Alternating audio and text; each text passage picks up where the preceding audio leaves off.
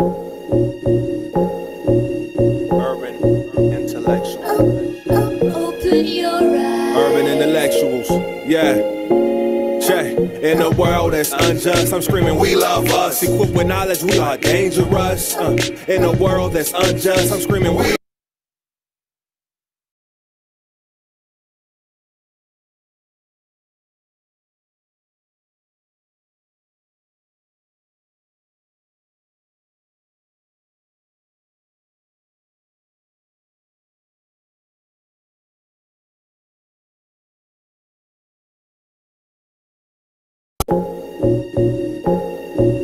urban intellectual. Open your eyes. Urban intellectuals. Yeah.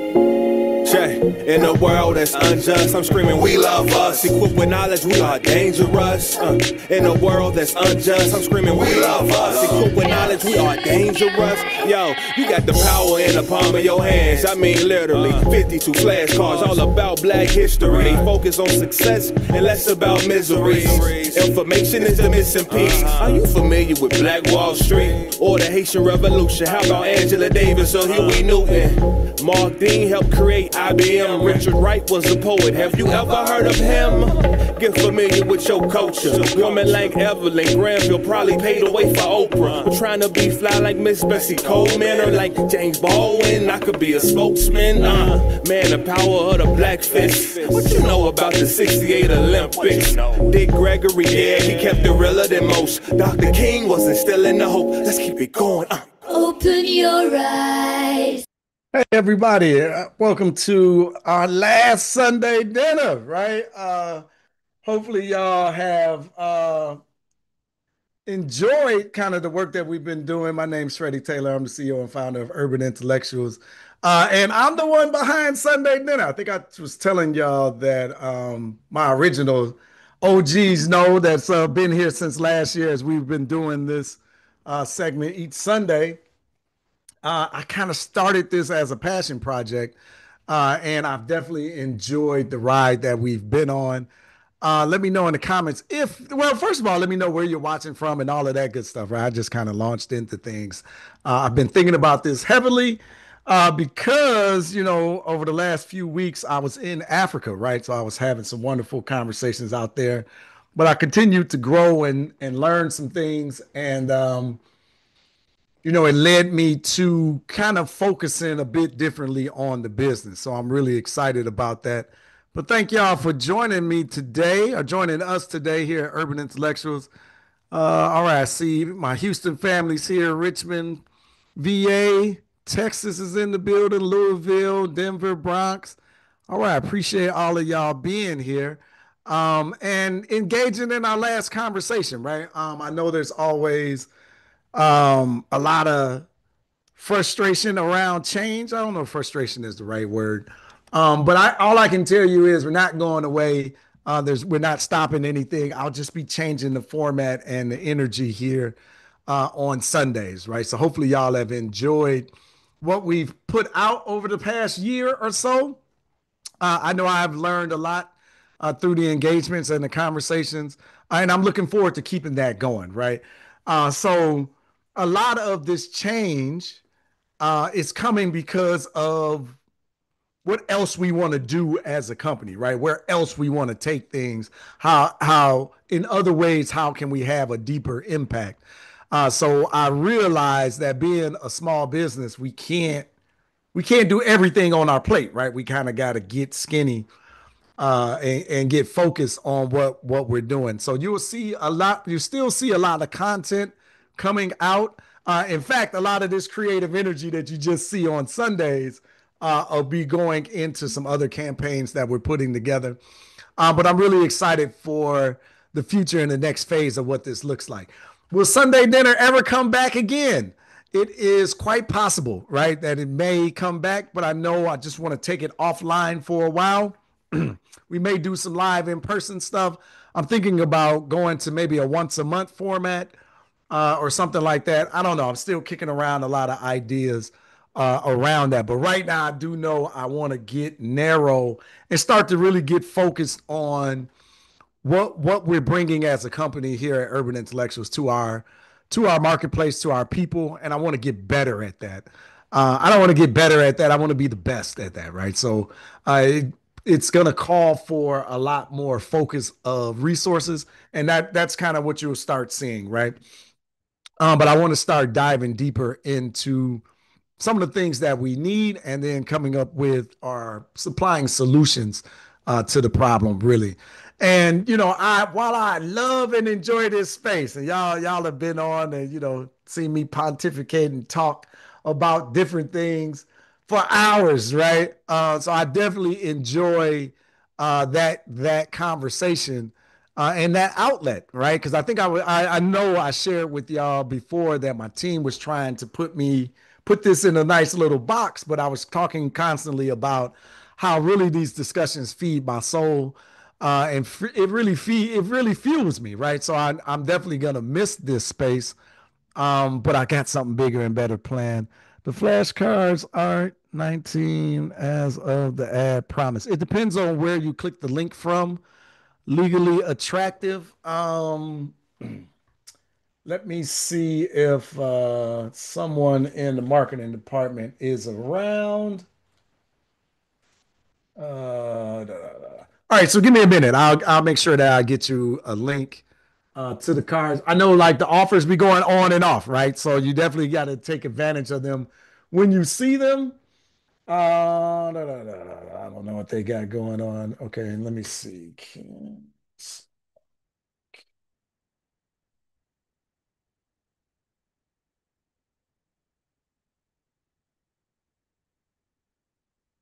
Okay. All right. So again, all right. So I'm asking for that link or see if there is one. So I don't know. I can't make any promises as I'm not in that particular phase of the business right now. All right, Hotep AJ, appreciate you joining us. Yeah, so I'm just going over a little bit of background on why and then really where we're going from here. But I'm wondering about this space. I'm wondering about the community in general, right? Like I mean, I feel like in this last conversation, where should I view? You can come into the Zoom, Queen. That's me watching on YouTube. I want to bring everybody in. So let me figure out.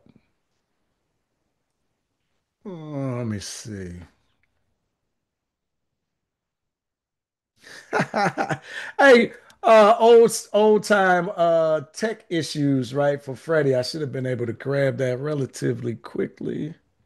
There we go. Invite link. Here's the invite link to those of you on YouTube. You want to come on and join us inside of this discussion, right? So I'm curious though about the community, right? Where I mean this particular show is going away, right? But the conversations never die. And I definitely want to pick them up inside of our social network. I don't know if you guys are aware, but we have our own social network called Sankofa Universe. And that's where I want to start picking up more of these discussions so that we can continue to interact, build, and grow. And then also to those individuals that are in our memberships, whether you're in Sankofa Club, Sankofa Circle, or Sankofa Legacy Program, um, a lot of this energy I want to move inside of there, right? So I want to move closer to our members and pour more engagement into them. I appreciate the wider support of the group and the family, but we're just getting focused as a company and really building in that manner, right? But during this transition, we'll also start again creating more products, introducing more offerings into the community. All right, you made it, sister. All right, come on in. Um, yeah, to continue to grow and fill the void and the holes in our in our community, right? I know like this Sundays have always provided that outlet, right, for us to be heard, for us to have an opportunity to have a voice in the discussion rather than just scrolling social media and listening to the pundits talk. We were giving you an opportunity to get on the platform and have your voices heard as well. So I know that energy still exists in the community. I know that that's still a gap out there that's available in our market. But what I realized in Africa, right, was we're overextended, right? We're doing too much. So we need to do less so that we can do it better to a higher level and a higher quality in serving our community. And that is one of the things that was really like echoing to me as I was having an experience of a lifetime, right? We was over there in the Ivory Coast and we did Nigeria, right?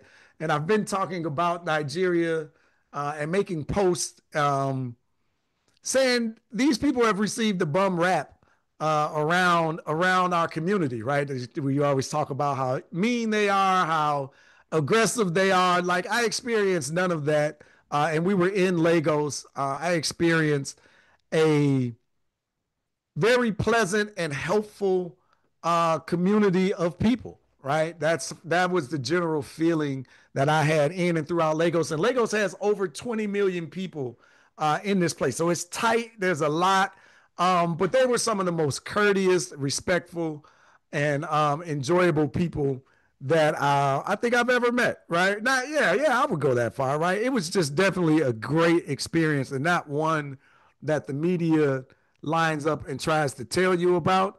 19 now. So when you click the link, I'm assuming it's not there. So legally attracted. Look, let me just do this for you because this can't be a customer service channel. Support at urbanintellectuals.com. Do me a favor and shoot an email over there and then let them know what the issues are. Again, on this particular show, I don't have support of the team. No, everyone is off, right? It's Sunday, right? So we actually do rest. And that's another reason why I want to slow things down, right? I'm going to take my Sundays and enjoy myself as well and continue to build that. So anyway, I'm in Lagos and I'm having this. I mean, we're in beautiful hotels. Like there, I mean, it's everything in Africa. One thing I will say that was interesting or different for me in Lagos, Nigeria, was it wasn't as developed as I expected, right? Compared to other places that I've seen. And, compared to the amount of wealth that they have in Nigeria, I just expected something different. But what I come to understand is there's no middle class, right? Either you got it or you don't, right? And that's kind of like it's kind of like where America is headed. That's another conversation, right? But it was really interesting, right? Because I mean, we were staying in the Radisson Blue, which was really nice, and they have some really nice structures there throughout Africa, right? And then we were staying in the Movenpick, which is like I know it's a bigger chain there in Africa in the Ivory Coast, but I expected more to look like those facilities than what I saw, right? And of course, I wasn't everywhere. It's 20 million people. We didn't see everything, but we were in a pretty vibrant part of town. And then, of course, we're riding through to our destinations. And I'm looking. I have a pretty astute eye. I haven't been to every African country. Define developed. Um, I thought that there would be more. As I'm talking, I'm realizing I probably just sound like an ignorant American, right? Like we literally did a piece of that, allowing the Americans that just ask the Nigerians basic questions, things that you've always been curious of. But okay, so in the opportunity, the threat of sounding like an ignorant person or ignorant American, right? Um, I expected there to be more high rise buildings. I expected more New York City vibe, right? More, and not exactly the same, right? But when you hear about Lagos, it's always like, oh, it's like the New York of Africa. And like that's like, so my expectation getting there was more of that. Now there was development, there's high rise buildings, there's multiple like there's all of this commercial element and stuff to it as well. I just expected more, right? I don't feel like Ethiopia, right? If you follow me earlier this year, we were in Ethiopia, and like I was sending out pictures and images of riding through downtown Addis Ababa, but I expected that. right? It was not that Addis Ababa was perfect or anything like that. I just expected more areas to look like that sameness. More, I expected more areas to look like that, right? Just because I know, or I think I know, that I'm aware of the wealth and the money and the opportunities that are in Nigeria. I know about the oil field and like all of these things, right? And we talk about um, the high level of education and expectation of Nigerians, which is a thing, y'all. They have a propensity towards engineering, right? And the more intellectual fields, it's like they are a brilliant society of people, and they're friendly, right? And they're courteous and they are helpful. It was definitely an eye-opening experience from a people perspective. And it's interesting though, because when we were leading up to the trip, leading up to the trip, um, you're meeting people and like, oh, you're going to Nigeria, right? And the typical American response to Africa in general is, hey man, you better be careful, right? You better be careful over there. And I was like, one, you never been, so why would you tell me to be careful? You don't even understand. Um, but two, it ain't like it's my first rodeo, right? I know how to travel, right? And I don't, I'm gonna take my traveling mercies and grace and be appreciative and show gratitude for all the spaces I've been in and being safe and all of that. But no one tells you that when you go to Paris. They pickpockets in Paris. I don't know if y'all, I don't even understand if people are aware of that. They kill people in Paris. They stab folks in London. Like this stuff happens all over the globe, but it's only when you start to go towards black folks that they tell you, but we've been conditioned to be separated. I'm going to go a little bit into that. Um, yeah. So anyway, that's what I expected more of, right? At the threat of sounding like an ignorant American, right? That's kind of like what I expected. And I can tell you that I felt absolutely like an ignorant American, being in the Ivory Coast, really, as I think back on all of these trips through Africa. And I say that because all I speak is English.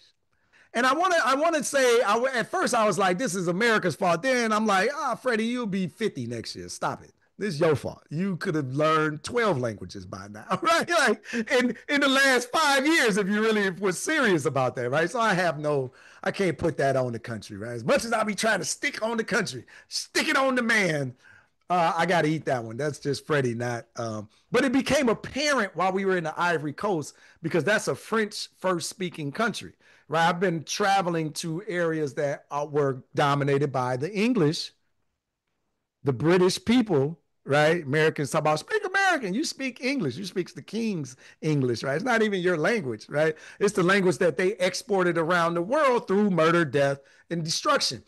But that's another conversation. So I've been going to those countries, and English, unfortunately and fortunately, have been the first language of those countries, right? It's fortunate because I can communicate with them. It's unfortunate because of why it's the first language of the country. But when you're in the continent, you quickly feel inferior because everyone speaks multiple languages. It is wild to watch one person switch between four different languages in a circle, right? Seamlessly. Like, I mean, it's just like it's easy work all the way from, French, English, German, to their local language, right? Yoruba, whatever the people are, like they're just switching back and forth and having these. It's just a beautiful thing to see and witness.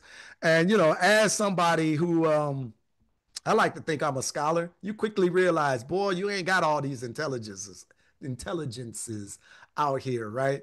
Um, I don't know. I can't. I guess if you grew up learning the language, I don't know. I'm making excuses, right? Because you really just got to lean into it if you want to. But that was interesting.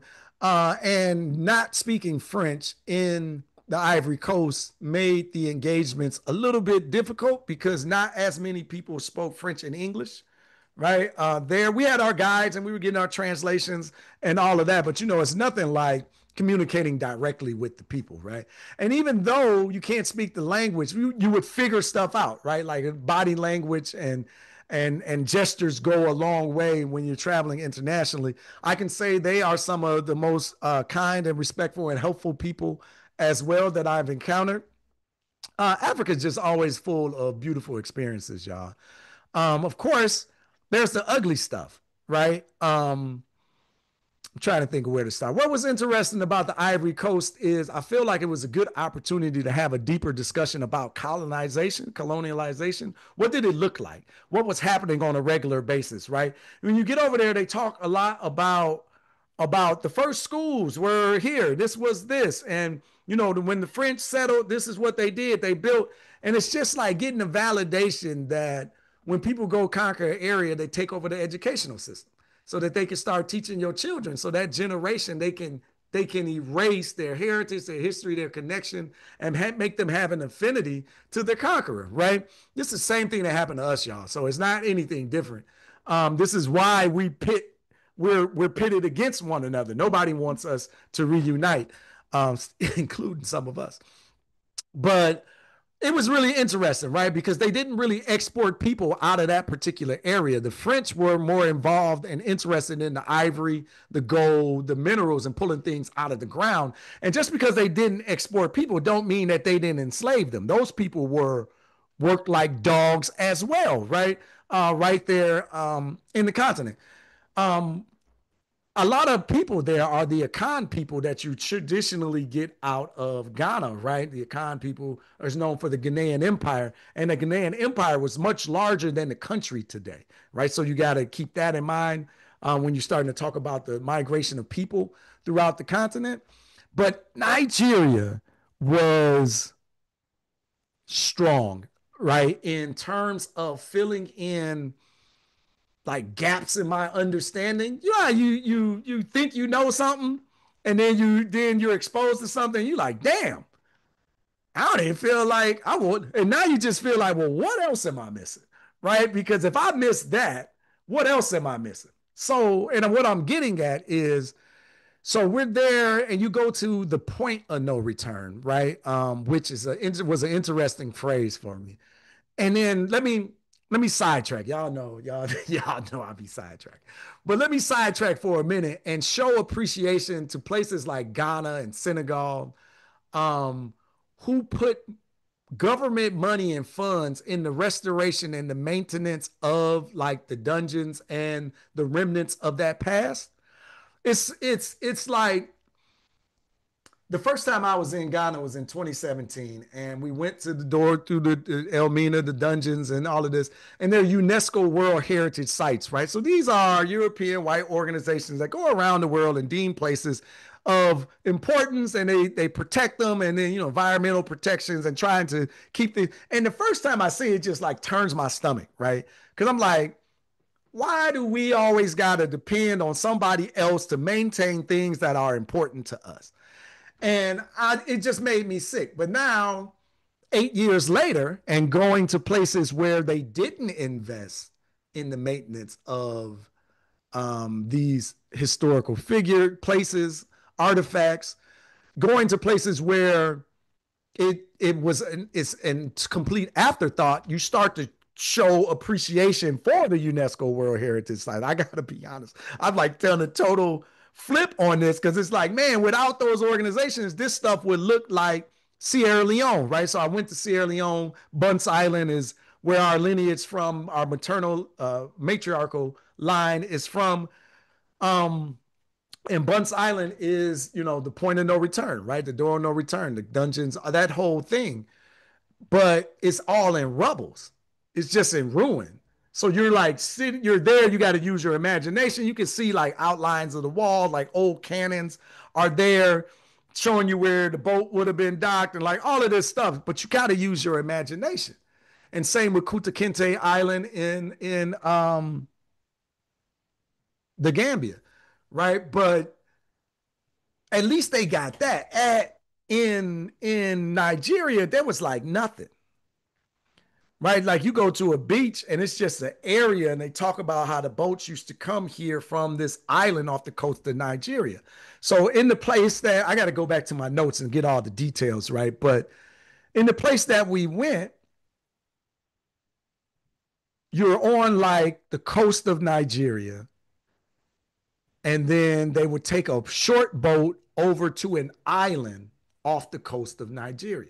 And then they would walk across the island and be exposed to the ocean, right? If you saw us, we saw a picture where we were all holding hands in a circle, that was the Atlantic Ocean right there. But we had crossed an island, took a boat ride back to the mainland, and over there is where um,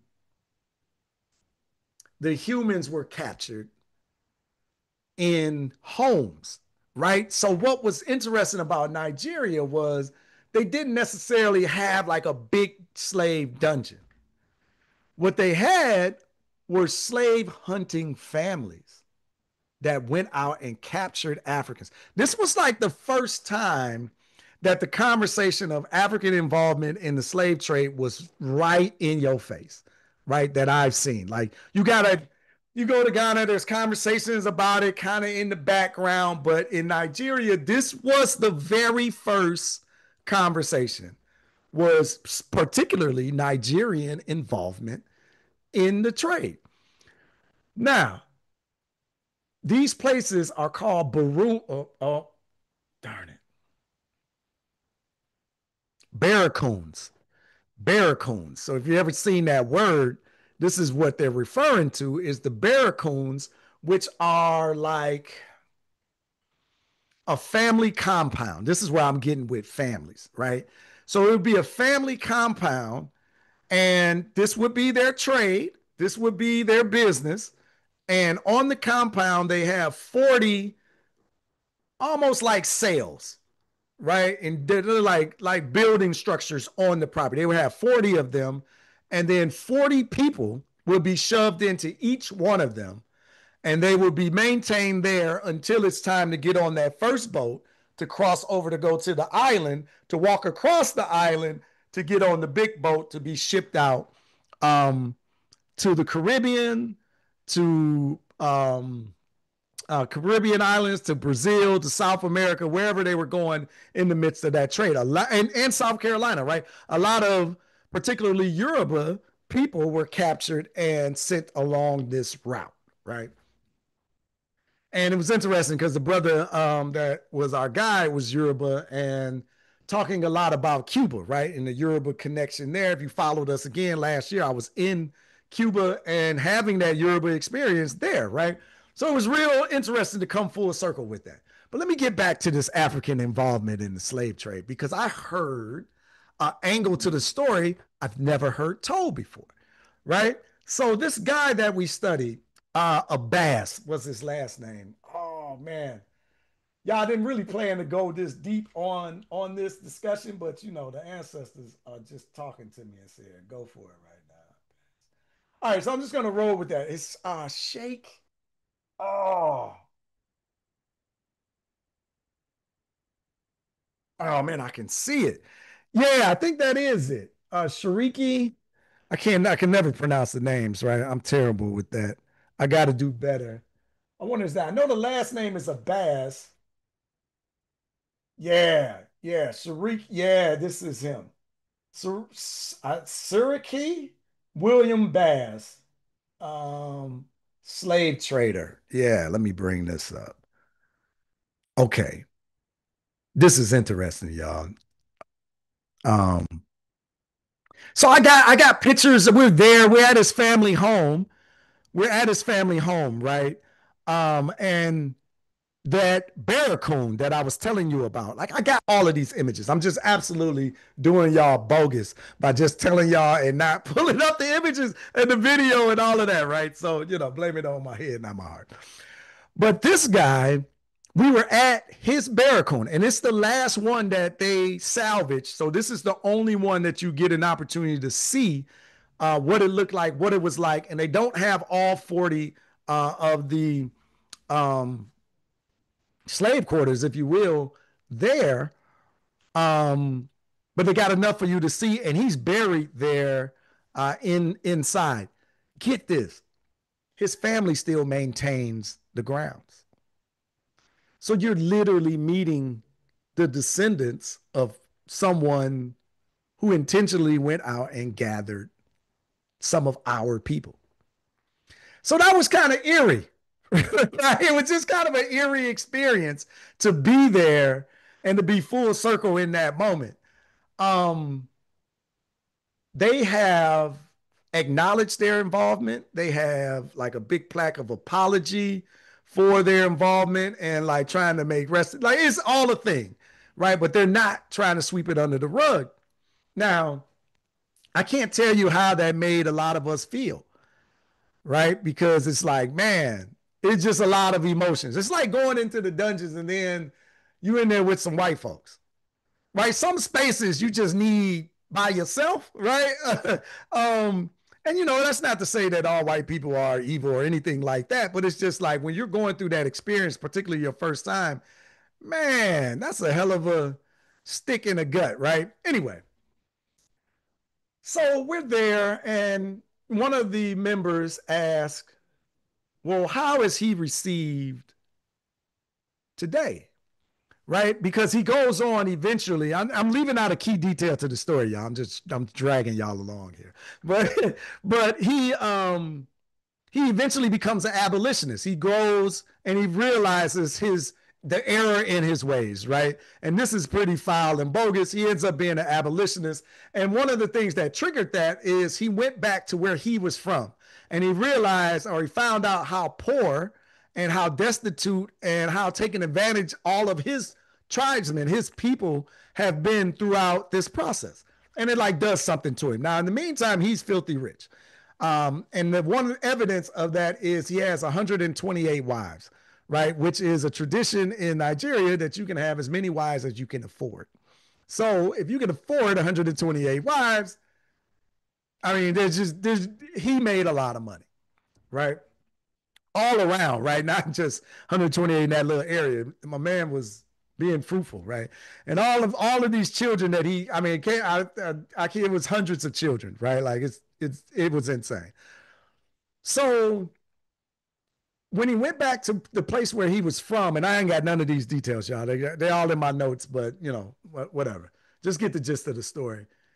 He goes back and he builds a town, builds a free town for his people, right? Builds up commerce and like helping and he's pouring and he's investing in his community. So there's a dichotomy to, I mean, there's a juxtaposition between his legacy, right?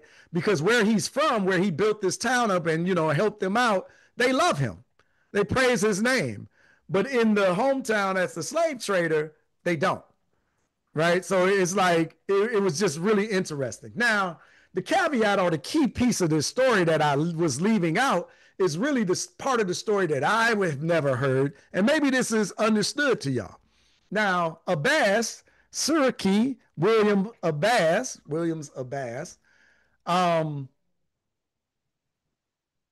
was stolen himself. In fact, he was stolen by the British when he was a child, somewhere between 6 and 10 years old. And then he was enslaved and groomed to be a slave catcher. I've never heard anyone mention anything like this ever. All they tell you about is the African involvement. This is a pretty key piece because they talk about how when they turned it on him and was like, okay, it's time, he was like, you my master, you tell me what to do. Now, we talk about R. Kelly grooming children. We talk about Epstein files and individuals grooming children. Imagine when there's no holds barred what they were doing. So how many generations did they raise in this manner to go and get people? That's just a piece of the story I've never, ever heard. And I appreciated Nigeria for putting that together because I'm familiar with the coercive nature of the trade, right? I don't believe in, oh, they were just so willing to go and trade their people or trade even their war, even those in debt or even those in prison. I don't think that they were so eager because the benevolence of the Europeans has never been a thing during this era. So nobody came over asking for anything, right? And that's really what you have to understand. But the consistent conflation of the conversation is ridiculous, right? They're really trying to get you to believe a narrative to keep you away from reconnecting with Africa. And like what I can tell y'all is we got to stop. Whatever I just find division at every level in our community. Like, and it's so ridiculous, right? I don't understand why we want to continue to do the bidding of people who have destroyed us. I get white people that ask me, that basically try to get me to feel a particular way about the African community or African people. Well, they sold your people. I said, okay, if you want me to feel that way about them, how should I feel about you? How should I feel? I know what you've done for centuries. I know what you're doing now, all over the globe. How should I feel about you? You want me to feel that way? All right, maybe there's some attitude or some disagreements that we got to hash out. But how should I handle you then? If I should have hostility there, what type of positioning should I have towards you? And I think like that's a key question that we got to ask ourselves a lot. Now you understand how you came to join. Okay, yeah. Children are still being sent to learn in Europe. Yeah, that is like, I mean, that's just a big part of the game that they continuously play. And if you break free from that, now your community needs to be in turmoil. Africa isn't in disarray because Africans are inferior. Africans are intelligent enough to govern their place. Africa is in disarray because outside foreign entities continue murdering people that want to do things for their community, that want to control their resources inside of the grounds of their country and make sure that their people can eat and have forward progress. Those individuals end up dead in a coup or ran out during an election when someone had no resources, all of a sudden got a whole bunch of resources because they're getting funding from outside. This is another conversation that came out of Nigeria for me. This ideal of democracy all over the world. We got to have democracy. It needs to be a democratic organization. I'm convinced now that the European has figured out how to destabilize democracies. And that's why they want you to have that form of government, because they know that if you run that form of government, they can manipulate it in their favor. And if you have a different form of government, then I'm not saying that they won't do something else, but it's not as easy to manipulate. And being in Nigeria and talking to this Yoruba guy who was very knowledgeable, right? It was a very great discussion that we kept hearing. But he said, why does the West keep coming with this democracy? He said, we come from a people that's used to having a king. And here's a newsflash. We're okay with that. We have a problem with that. The king is doing what they're supposed to do for the people. And then we have tools for removal. Our customs, under our history, under our tradition that we've been doing for thousands of years before you showed up with this democracy. And we're fine with it. So why is someone still trying to push an ideology on to the, well, I get, well, Freddie, what's better than democracy? Shouldn't all people, shouldn't you mind your damn business? Shouldn't you allow people to operate how the hell they feel like operating? Who made you the moral authority? We're literally watching the U.S. military, a militarized force, violently apprehend Americans, people who are in this country legally. All of this stuff is supposed to be illegal. Why? We don't need to have say over somebody else's well-being or somebody else's future. It's interesting, right? But I think that this is why travel is good to experience and to be exposed to different places and take on different conversations at once. I absolutely, definitely recommend that y'all get outside more, right? Get outside of the country and start having some of these bigger conversations that are going on breaking up a little, too close to the mic. Okay, get me right, AJ. Somebody got to do it.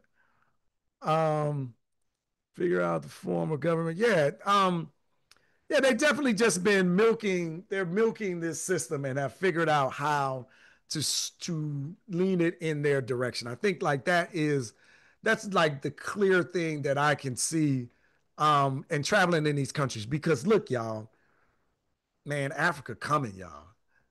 Hey, listen, I'm like, oh, Nigeria ain't as built up as, yeah, whatever. They coming anyway, right? The average age on the continent is 19. These young brothers and sisters are young.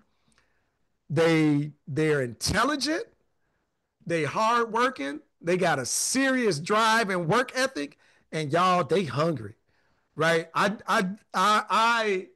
Hey man, look, I don't know what's gonna happen, right? But I know that the Africans ain't playing around.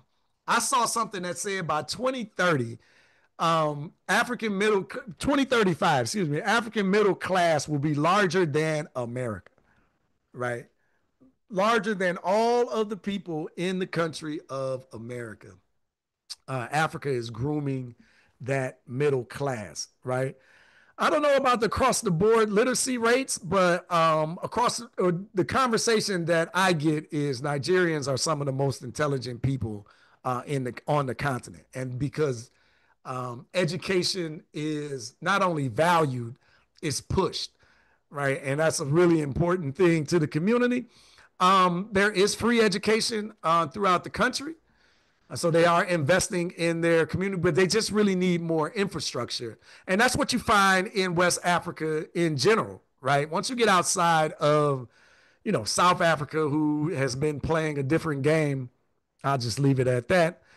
Um, Infrastructure is really the key issues, which is why you see a lot of Chinese involvement in African countries. They're willing to come in and build roads and infrastructure and to help the community and the country along. And I listen to a lot of Americans that say, well, the Chinese are going on in there and they're gonna, well, where the hell are you at? Where are we at? Right? We're acting like, I just keep saying it, like we just act like America is going to be the greatest thing since sliced bread forever. We're not hedging our bets in the world markets at all. And what you find is that's what everybody else is doing, right? Something is up when you go over there, man. You get on them planes. Everybody's flying into Africa. They telling you to stay away, and you get on them planes, and man, everybody going into the country, into the continent. I'm telling you, everybody's there but us. It is wild. Like when we flew out of flying back home, we flew out of Ivory Coast, and you had to go into Europe first, right? Plane full of white boys and white girls. It's just unbelievable how they are pouring into the country. I mean, into the continent, because I think everybody knows what's happening, right? And just to like put it out there, I've been talking about it. Hey George, how you doing? Talking about it a little bit. Africa's going through the Industrial Revolution. Y'all, this is like 200 years ago. This is America 200 years ago in a place that's so much bigger, that got so many more resources. Uh, it's going to be crazy, right? It's going to be crazy over the next 5, 10, 15 years as they industrialize. I don't really think we're paying attention to what's happening. And smart money is making the move, right? Not necessarily moving, right? Folks get up in a hizzy because I want to live on the continent. Oh my God, you're going to sell your house? Like, well, I got to sell my house. If I decided to move to Malibu, I don't got to sell my house, right? If I decided to move to Trenton, New Jersey, I don't got to sell my house, right? I can keep my house. Turns out I can go to Africa and I can keep my house there too, right? So and I I don't know. I want to go experience something. No, I'm not trying to buy no plot of land and build no house, right? Not yet, anyway. I want to go rent, right? I want to go rent something and hang out different parts of the continent. I ain't been everywhere, right? What if it's a place that I like even better than Ghana, right? I want to experience that. And I think it's something that we should be able to see, right? And like what I'm starting to learn from a lot of young Americans, I hate that. No, I'm not going to turn the conversation into that. Is we got a lot of opportunity outside of the country to live in different places. Our money go much further in different places. Woo, and man, listen, the value of the dollar, let me tell y'all something. Something is up. I'm not in the financial sector. I'm not an expert at um, any of that, world economics or anything. All I can tell you is last year I was in Ghana, in West Africa. It was 15 CDs to $1. Today, it is 10 CDs to $1. That is the American dollar losing 33% of its value to a West African nation. Now, I don't know what's happening, but I can tell you that the value of the dollar is decreasing. This is why you see gold going up and silver going up and all of these things as people try to start finding a hedge against this inflation. I don't know. I ain't got the answers. I'm just saying what's happening. And I can tell you this, the dollar didn't go very, very far in the Ivory Coast. It did not. Right. I forgot the trade rate there, but I can tell you this: in the hotel, a bottle of Guinness was like $9, $10 a bottle. Right. And you might be like, oh, that's you go outside in Chicago, you gonna pay that. But I wasn't in Chicago. I wasn't downtown Chicago. Right. Then I went to Nigeria. That same bottle was $3. Right. And the conversion rates, right?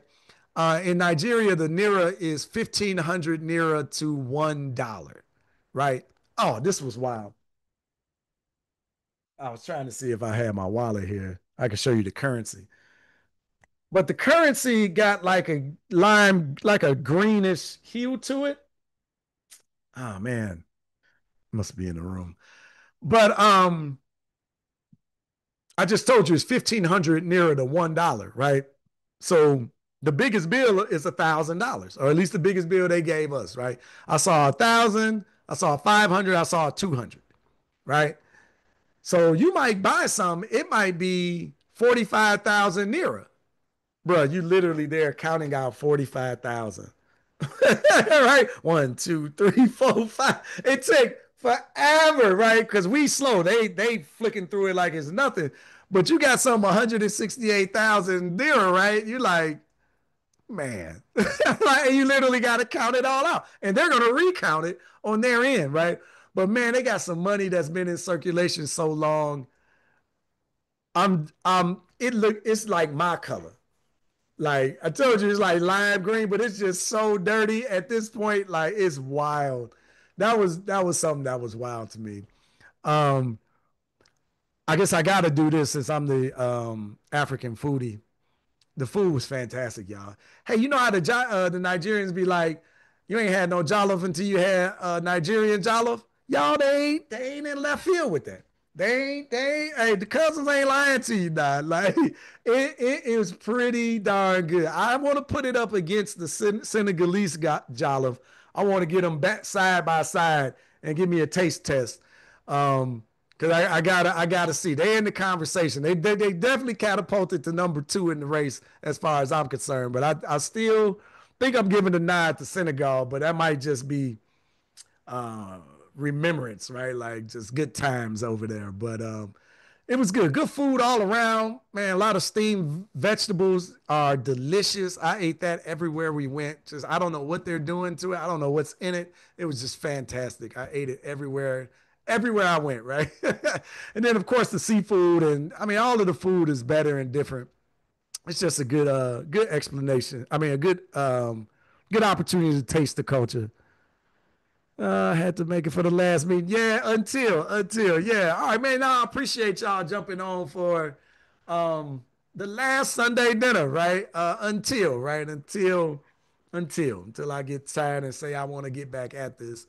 But I've just been breaking down like my experience, my last experience there in Africa, having a bit of that conversation and trying to tie a bit of the loops for us. enduring those experiences. But I'll ask this. Let me, because I got me an opportunity to get my words in for the last 50 minutes. So let me try to open up the mic, right? Hopefully y'all will share some thoughts on our last Sunday dinner, right? At least in a while. Raise your Zoom hand. But I want to talk a bit about where do we go from here? Not we as in urban intellectuals or any of that, but as a community, where do we go from here? Like we got a lot of I don't know what was it, No Kings protests happening in the country. We got a president that is exposing the ugly underbelly of the United States of these racist individuals, right? We got the president undermining DEI across the country, but has his own white DEI program going on in his administration. We got a government shutdown that is happening right now. I forgot how many days, which was interesting because we were in when we were in Nigeria, we were like, man, we have absolutely no idea what we're about to be coming back to, right? Um, we had one sister who paid for her trip and didn't come because she was concerned about would we be able to get back into the country, right? Which sounds crazy, but it's not. We're in some wild times here. We got federal employees, federal soldiers on the troops on the ground in the community. We got all of these things stirring, right? The curriculum's being changed. With potentially healthcare premiums could double. We got record highs still in the stock market, even after like the drop. The wealth gap is dramatically increasing. The cost of college continues to skyrocket. The lack of jobs and access for the community is being highlighted. We're seeing that story of the sister who changed her LinkedIn profile from to a white girl's name, and then all of a sudden her same credentials are starting to get a multitude of job invites. We have rising um, vitriol and hate amongst the extreme communities. We have dissension in the Democratic Party. We have black folks that are learning new line dances, right?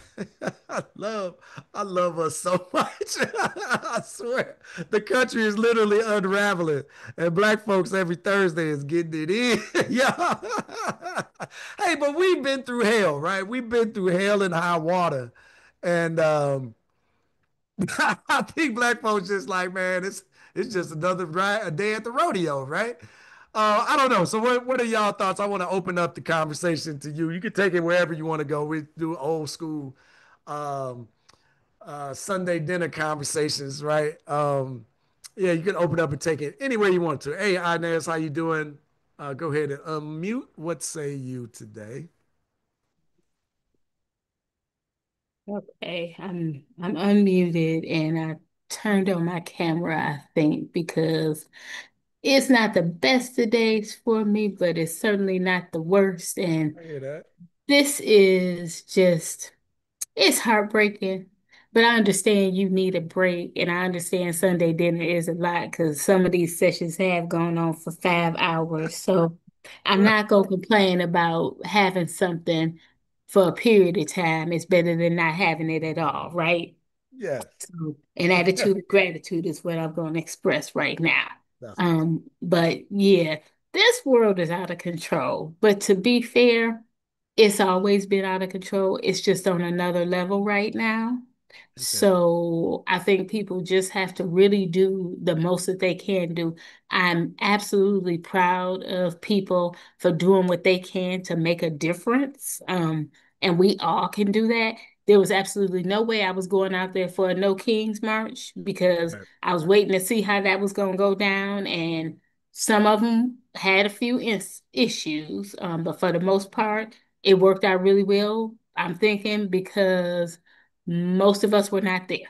And if you Right. look at the pictures, it was 90% of others and 10% of us, maybe. So we were in a safe space, if you will, per se. They weren't going to come after them like that. Mhm. But the reality is, we are still at risk. We are still in danger.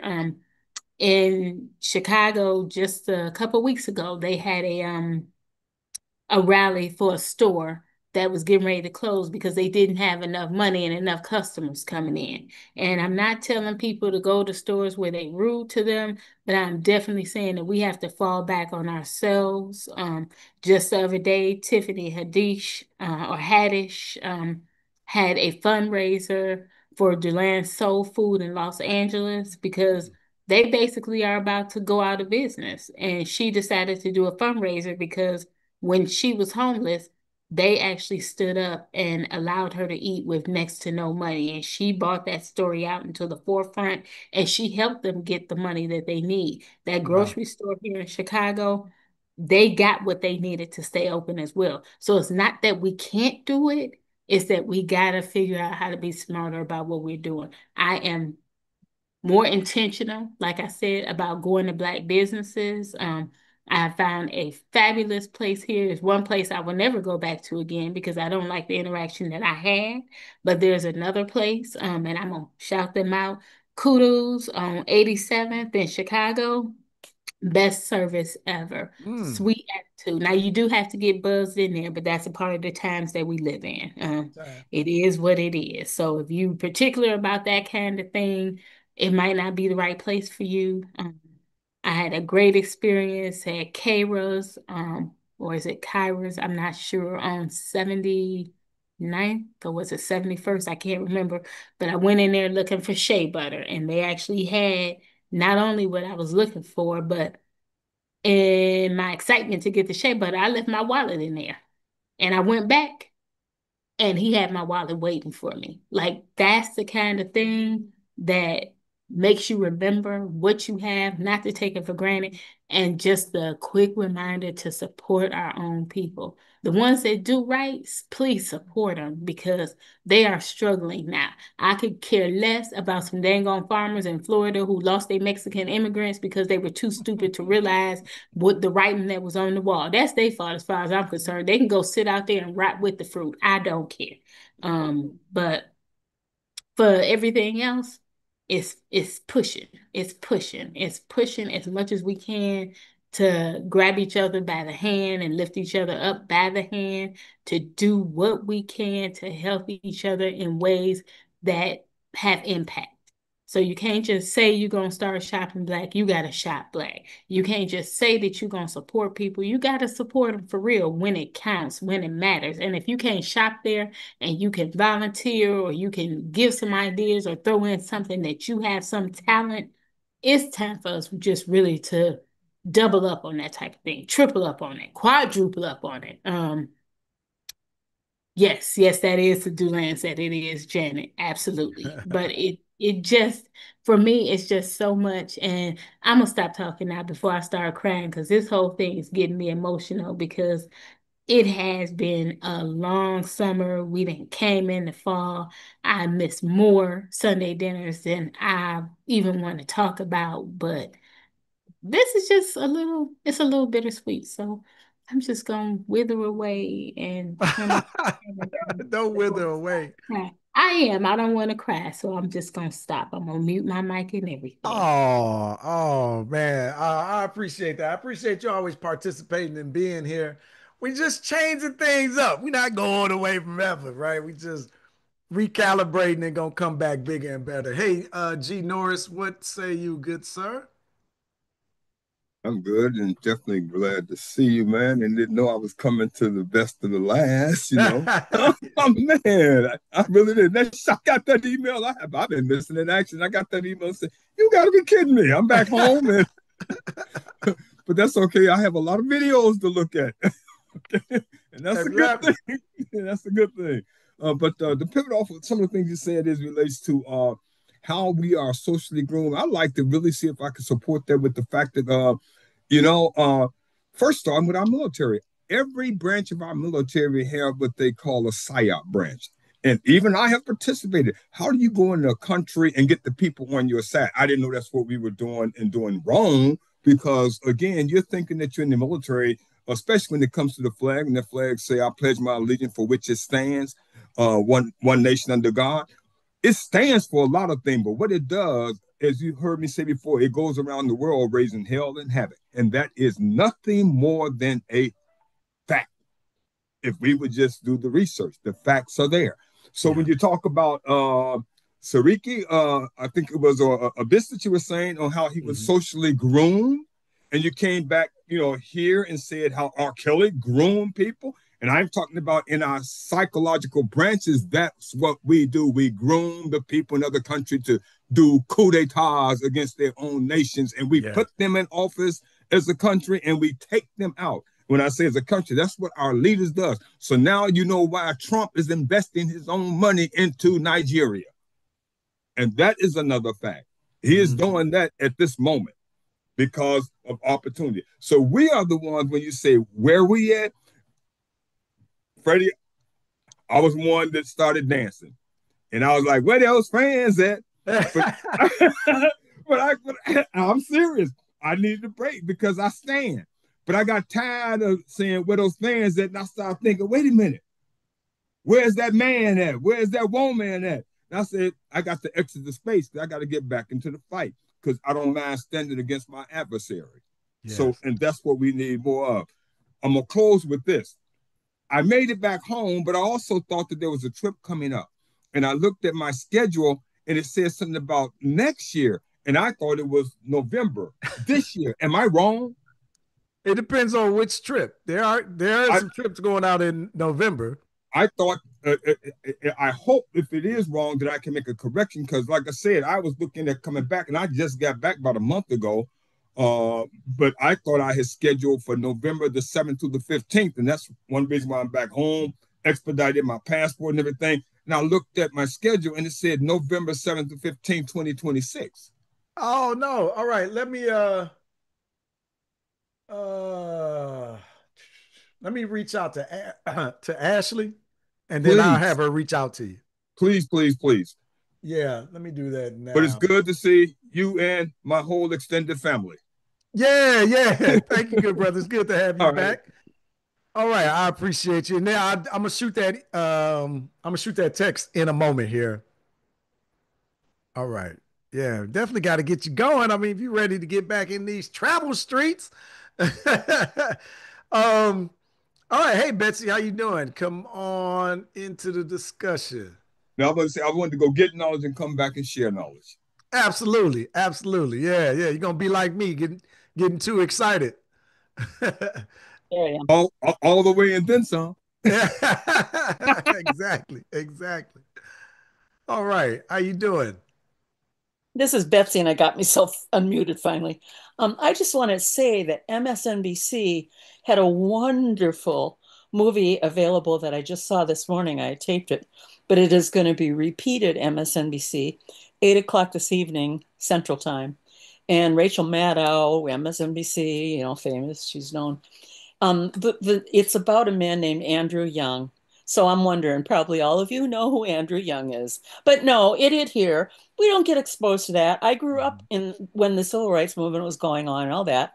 And you heard names and you knew about Lyndon Johnson recognized, and he made partly based on what Andrew Young and people had done behind the scenes. But it is so wonderful. I highly recommend that to people if you're able to see it. It's on tonight at 8 o'clock. And I don't know when else. It's an MSNBC production, and I can't imagine you'll never be able to find it again, but it's so Yeah. good. Yeah. Did you see it, Jeffrey? I haven't seen it, but I know who Andrew Young is. It had it. It had it. Yeah, yeah. I would imagine it's going to be an amazing piece because he has Oh, done some it's incredible brilliant. things. It got pictures, lots of pictures about that, and it has things about Martin Luther King Jr. and background with that, and other people who are involved. It was just great. And once again, I get so sad that when you go to school and you think that you would understand some stuff, and I grew up during that era, and I listened to stuff. I mean, I was exposed to stuff. No, that one didn't stick out. Yet he did so many things. He was governor of Georgia. He was a congressman, first black congressman ever. I mean, it was just eye-opening, and that's just one teeny amount of the things that people who grew up in traditional education and even were available at that time. And Yeah. Black Panthers, that's on the, it's not in there. But Black Panthers, what do you know about Black Panthers? All kinds of many things. Me in college, Black Panthers was talked about mainly like, uh-oh, these are people you need to be scared of because they're going to come and kill you. And I Mhm. had no idea that they gave free food to people who didn't, kids who didn't need it. And I learned that through Urban Intellectuals and the other things that I'm doing. And I just think it's so sad. And I hope that in some of my things that I can do for Illinois Valley Community College, and I'm on sabbatical leave and don't have to go in and teach for this semester, but then I'm done. My retirement was set up for August, after the August summer semester. So I won't be teaching in that way. But we celebrate Black History Month, and it's pathetic. We don't have much on that. And I'm thinking maybe there are some things that I can help to make available.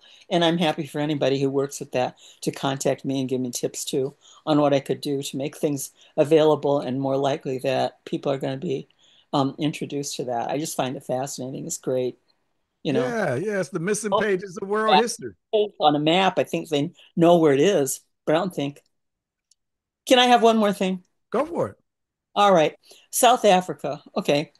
I grew up, I was in college and a little before when there was a lot of talk about apartheid in South Africa. I think it's still that way. You have way more Black people living in South Africa than anybody else, correct? Hmm.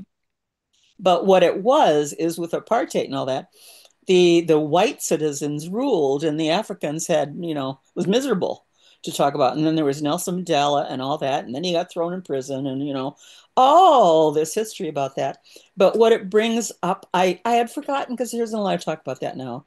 But last year, I think maybe like somewhere in the spring or later in the spring, I think it was, there was an announcement.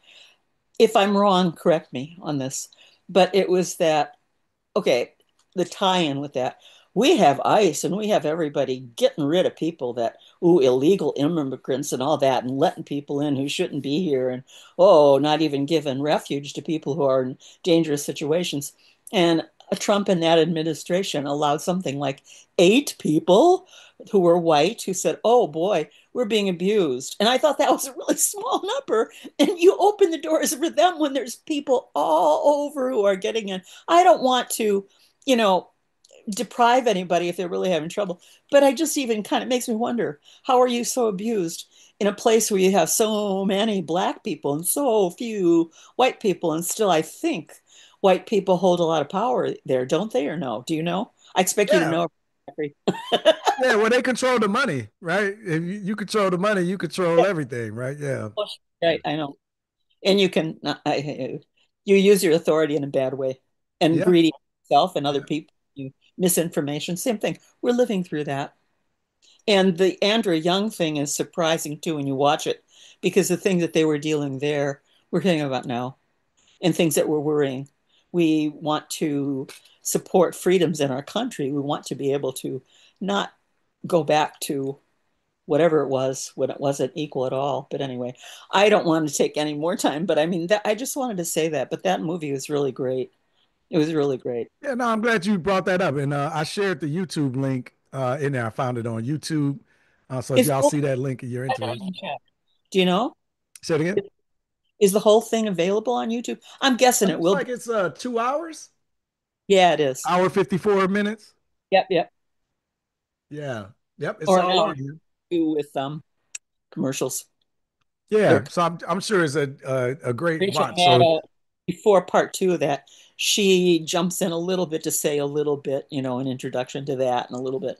It was just, I'm so glad that I knew about it. And I've been telling people if they missed it, they're really, it's there. And I didn't know it was going to be on TV today. I'm going to tell my sister-in-law. I don't know if she'll watch. yeah, well, the link is in the comments to the YouTube channel. So if you want to share it that way as well, you can. So that's good. Thank you for sharing that. Andrew Young is definitely an amazing individual. So somebody we should definitely brush up on and be inspired by. That's what I love about history. It can do just that. All right, Advisor AJ, you brought your hand down. Are you going? I'll go. Okay. I can move. Can you hear me? Yes. Okay. Okay, I have a couple things to say. First of all, I'm so mad at you. There was no forewarning for this being the last Sunday dinner. What the heck? Bingo. I saw it. I was reading my emails, and my mom's like, "Yeah, it's gonna be the last." And I was like, "It's gonna be the last." What? I've gotten so used to Sunday dinner, like over the past few weeks. I was like, I'm literally sad because like I love hanging out with y'all old people. Like, this is so fun. But I Y'all, we had definitely made it. definitely glad that you're taking a break because breaks are very important. It'll be nice to switch up my weeks a little bit. I'm very happy about you being able to go to Nigeria. I want to go to Africa so bad. I'm like, as soon as I turn 18, like I want to go to Africa. I like want to stay there like for a couple months and then just like visit all my places that I want to go. But oh my gosh, where are the pictures? Where are all the pictures I was expecting? Um, I wondered if they go up to my drive. I'm learning how to use this drive, y'all. So y'all, us, us. Us old people, right? Us old people ain't quite figured all this stuff out, but I'll make sure that I get it and put the information out. I just wasn't planning. I didn't plan on sharing all of that. Then I got into it, and I couldn't stop myself. So Well, yeah, I'm glad you had a lot of fun. And then you asked, where do we go from here? yes. Mm. I feel like that's a complicated question. With everything that's been going on, particularly for me, I do feel quite overwhelmed. I feel like I kind of feel like I did, I guess, when the pandemic was going on. Um, and we had George Floyd happen, and then all the riots were happening. So this kind of just feels like that all over again. And although I am a Mm. little bit older, I feel like dealing with it now, I could say just exposing the youth to these things in a way that's coming from people who know what's going on, who have actual research, because a lot of people my age right now are learning from people who have a specific vendetta and they want to teach you wrong because they want you to follow them. Mm. And it's heavily impacting um, everything that's going on. So I'll definitely just say I would encourage our elders and all our parents and stuff to just talk, even if it's like frustrating you or making you feel some type of way. It would be better to bring it up yourself rather than having your child doing their own research and then just coming to you and being like, well, I heard this online, so this is what I believe, because that can definitely cause a lot of problems. I just think for me, like I said, I'm just overwhelmed with it all because I feel like it's happening at one time. But it unfortunately is not surprising. It's just back to back. Really, I feel like we never really got a break with everything that was going on with this country. It was just hidden away a little bit.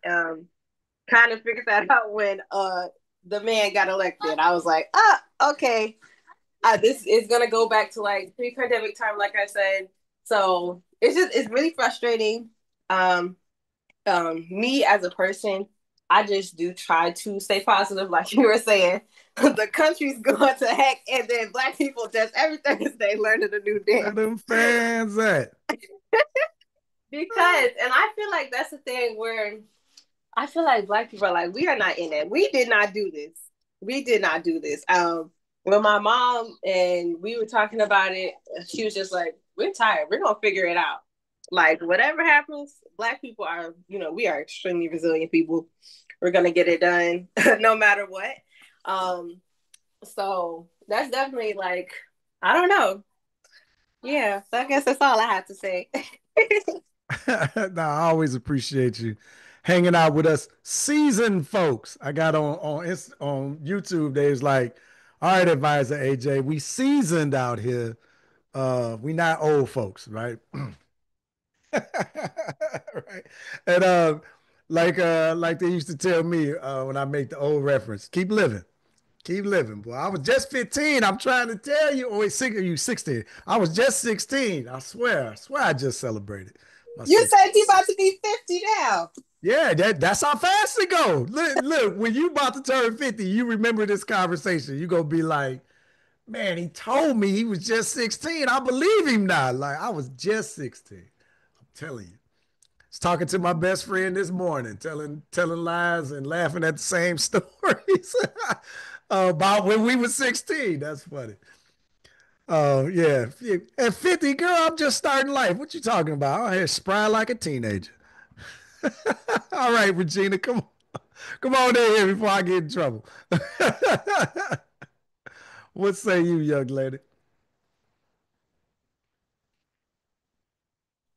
Did you call my name? Yes, ma'am. All righty. Oh, man. Okay. What I want to say. I want to say happy belated birthday to your dad. Hey, He thank had you. a birthday and turned 96. I think that's so awesome. Just awesome. Um, when was his birthday? October what? 12. Woo!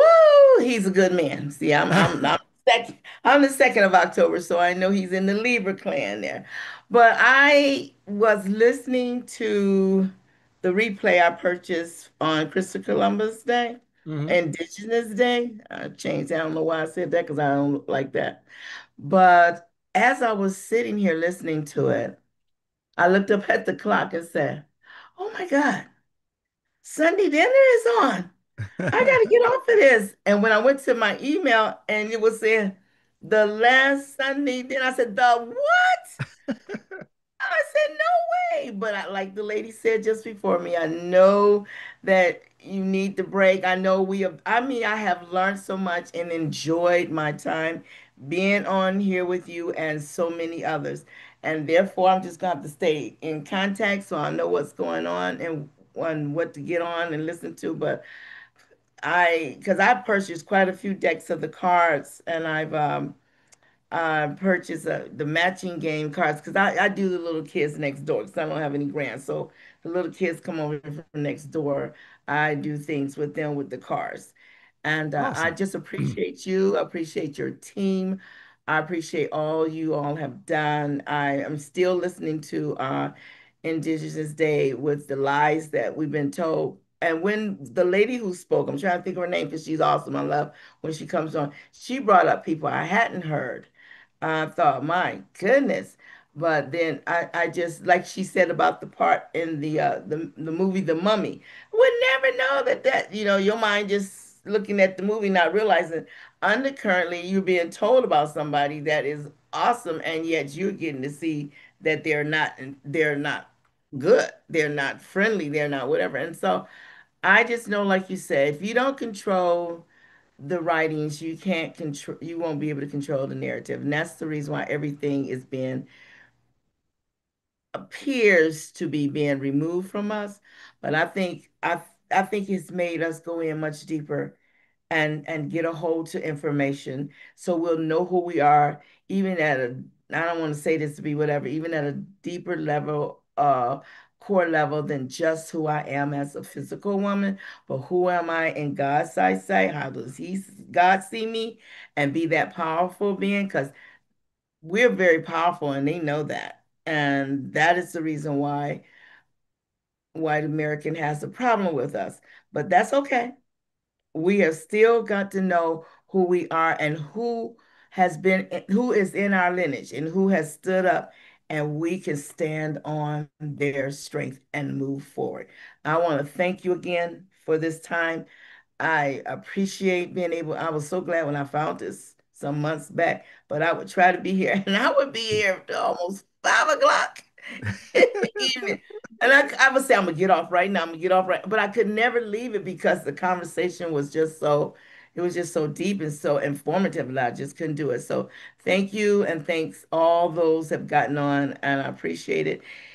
And I wait to see what the next thing is going to be. Yeah, yeah. Well, thank you. I appreciate you being here and being involved. And sorry to disappoint y'all, but No, that's it's okay. there's more coming. I promise this is Yes, gonna make sense if you just give me a minute. Give me a minute. yes, But we cooking. Yeah, yeah. We yes. definitely not done with y'all, right? Um, and I love this space. I do, man. I do. And like my team is like, but you're good at this. you're good at speaking impromptly and making things interesting and fun and like why would you give up something and you enjoy it right on top of it, right? And I do all of those things, but we working on something bigger, right?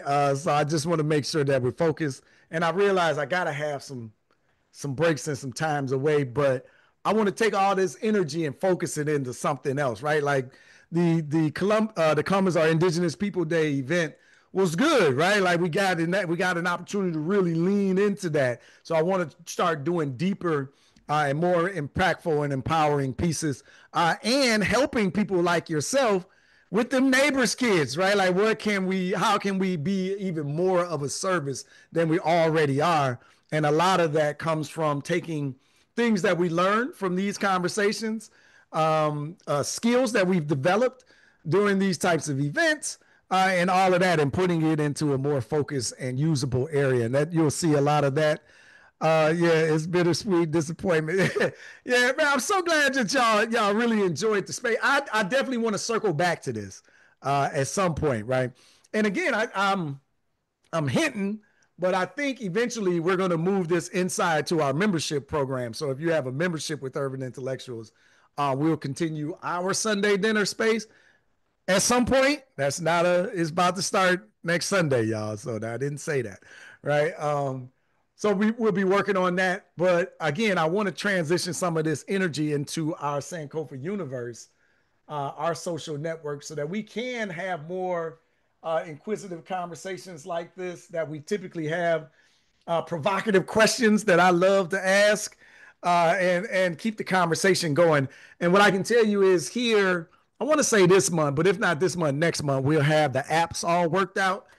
Y'all, let me tell you what Freddie was doing. This is just a thing in life, right? Just because you can do something don't mean you should. So I know I can connect our app, our Urban Intellectuals app, to the Play Store and to the App Store. I've done it. But the last few weeks, I just ain't did it, right? I ain't did something right, this and that. So I'm just gonna pay somebody, all right? I'm giving up. I'm waving the white flag. And we're gonna make sure that that's happening. So you'll see a lot more of that.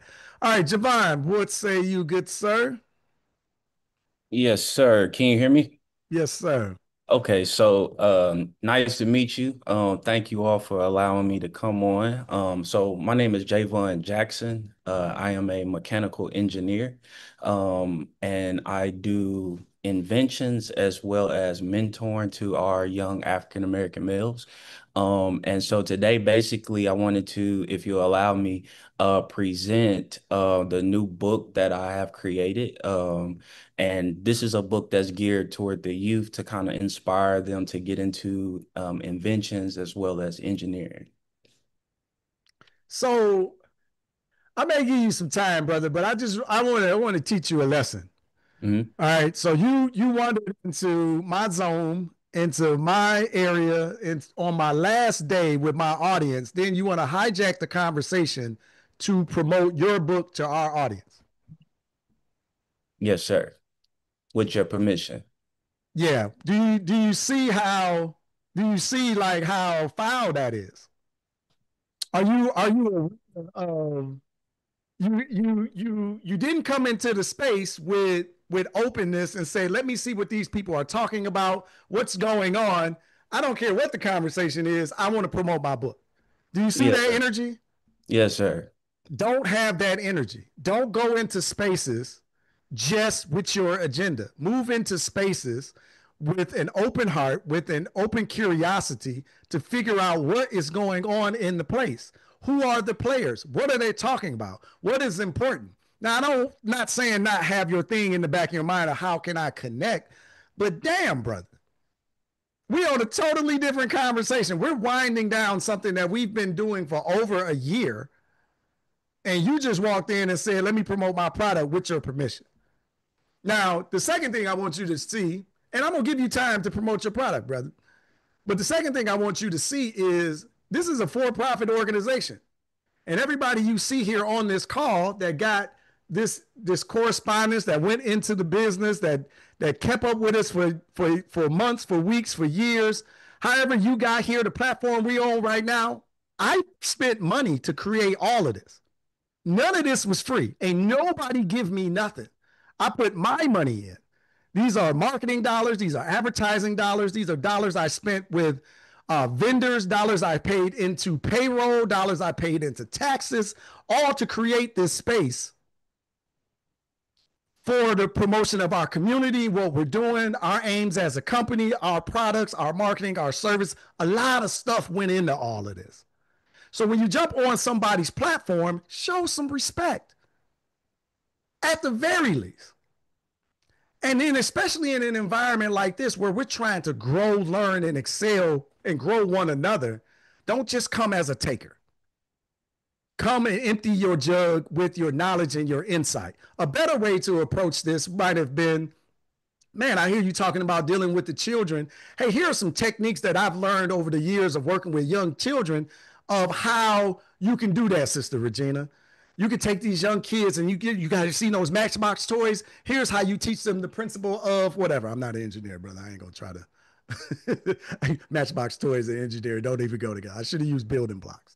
But that's what I'm getting at. Seek first to understand, seeks first to give value. And then once you give value, people will gladly give you the stage. And many of the people here will tell you that, especially if you come into our event on a regular basis and you're pouring into our people and you just on the side mention, oh, you know, where I got this book, we might say, whoa, whoa, whoa, wait a minute, back up, hold up, because we want to support people that support us. We want to support people that's part of us, that's one of us, that believes in the ideas and the things that we believe in and that want to promote one another. And I don't have a problem giving space for individuals like that. But if you just show up, your first comment over here was, I want to promote my book. What? Are you even listening to what we're talking about? Like that's the comment. We're talking about the state of the world. We're talking about traveling the continent. We're talking about connecting borders. We're talking about the African involvement in the slave trade. We're talking about the No Kings. We're talking about all of these things. And like, that can't be your focus, right? I understand it's important and you want to grow it, but there's a better way, particularly when you're trying to promote on somebody else's platform.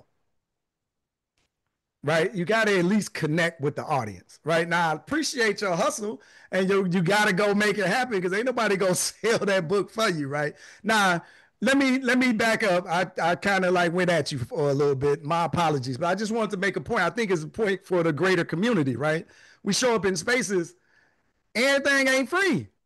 You know, all of this ain't free. Right? So anyway, let me give you a fair chance. Let me back up now. You wrote a book about what again? I know you're an engineer. I caught that. Yes, sir. So, one, I do apologize for coming on your platform in that way. I didn't mean to disrespect you or the community in any type of way. I actually was invited by Brother David. He just commented not too long ago. And he said that this would be a great thing to come on this platform because you all discuss books, you all discuss the current state of the world and what's going on, and you all empower the Black community. And so I align with that as well. And that's my main reason for coming here. If I would have known, I would have reached out ahead of time before to contact you so that I can, one, get your permission as well as to introduce myself. So I am a mechanical engineer. This is my first time actually presenting this to a community like this. So I am pretty excited to get this out in front of our black our black elder community. Because I know that you all have the wisdom and you will understand. And so if you would allow me, can I present and show like a presentation? Wait, let me back up. Still, what is it about? Tell us, give me more background. So I mentioned earlier that I am a mechanical engineer. The book is basically a book about a young engineer. He's about 10 years old, and he goes on these different journeys, and it teaches children different mechanical engineering methodologies, as well as teaching them how to problem solve and use their creativity to innovate and create new ideas. So that's the main gist of it. The purpose behind it is to inspire our youth as well as educate them and teach them about STEM, teach them about these engineering concepts, and also build their confidence. How did you get involved in engineering? So when I was in middle school, I was in this program called Avid, and basically, it's a classroom where they kind of pull out the students and they put them in AP courses or pre-AP courses. And basically the coordinator that was over that event, she basically gave me the encouragement and said that I see you would be a great fit in mechanical engineering and being able to problem solve. And I think that would be a good fit for you. So that's what started my journey. Wow, so you had a good instructor that led you in that direction. Um, One, I'll say this, brother. Thank you for taking my harsh criticism, right? And I think that you handled it with class and dignity, brother. You did very well. And thank you for sharing your story because damn, I love it, right? This is this is probably why David said you can show up because yeah, not only do I love it, I'm pretty sure everybody in the gallery, right, loves it as well. And I love how you are taking something that you clearly are passionate about and then writing it in a kid-friendly way and manner to expose them to theories, right? Mechanical engineering theories that they probably doesn't don't associate with that particular thing. I think that that's brilliant. I think that's wonderful, and I would definitely love to give you space if we had more show ever coming up, right? Because Yes, it sir. could have been, it would have been great to do this, right? Have an interview to let you give the background of the story because that's really enticing to people. If you don't mind, how old are you? I just turned, well, I'm 30. I'll turn 31 in January. All right, well, AJ gonna call you a senior citizen at this point. Uh, but that's amazing, man, because you're old enough to know you're old enough to know, but you're still young enough to relate to the next generation.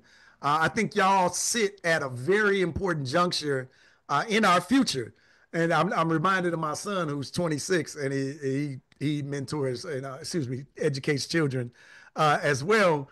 But he said, man, they started calling me Mr. Taylor.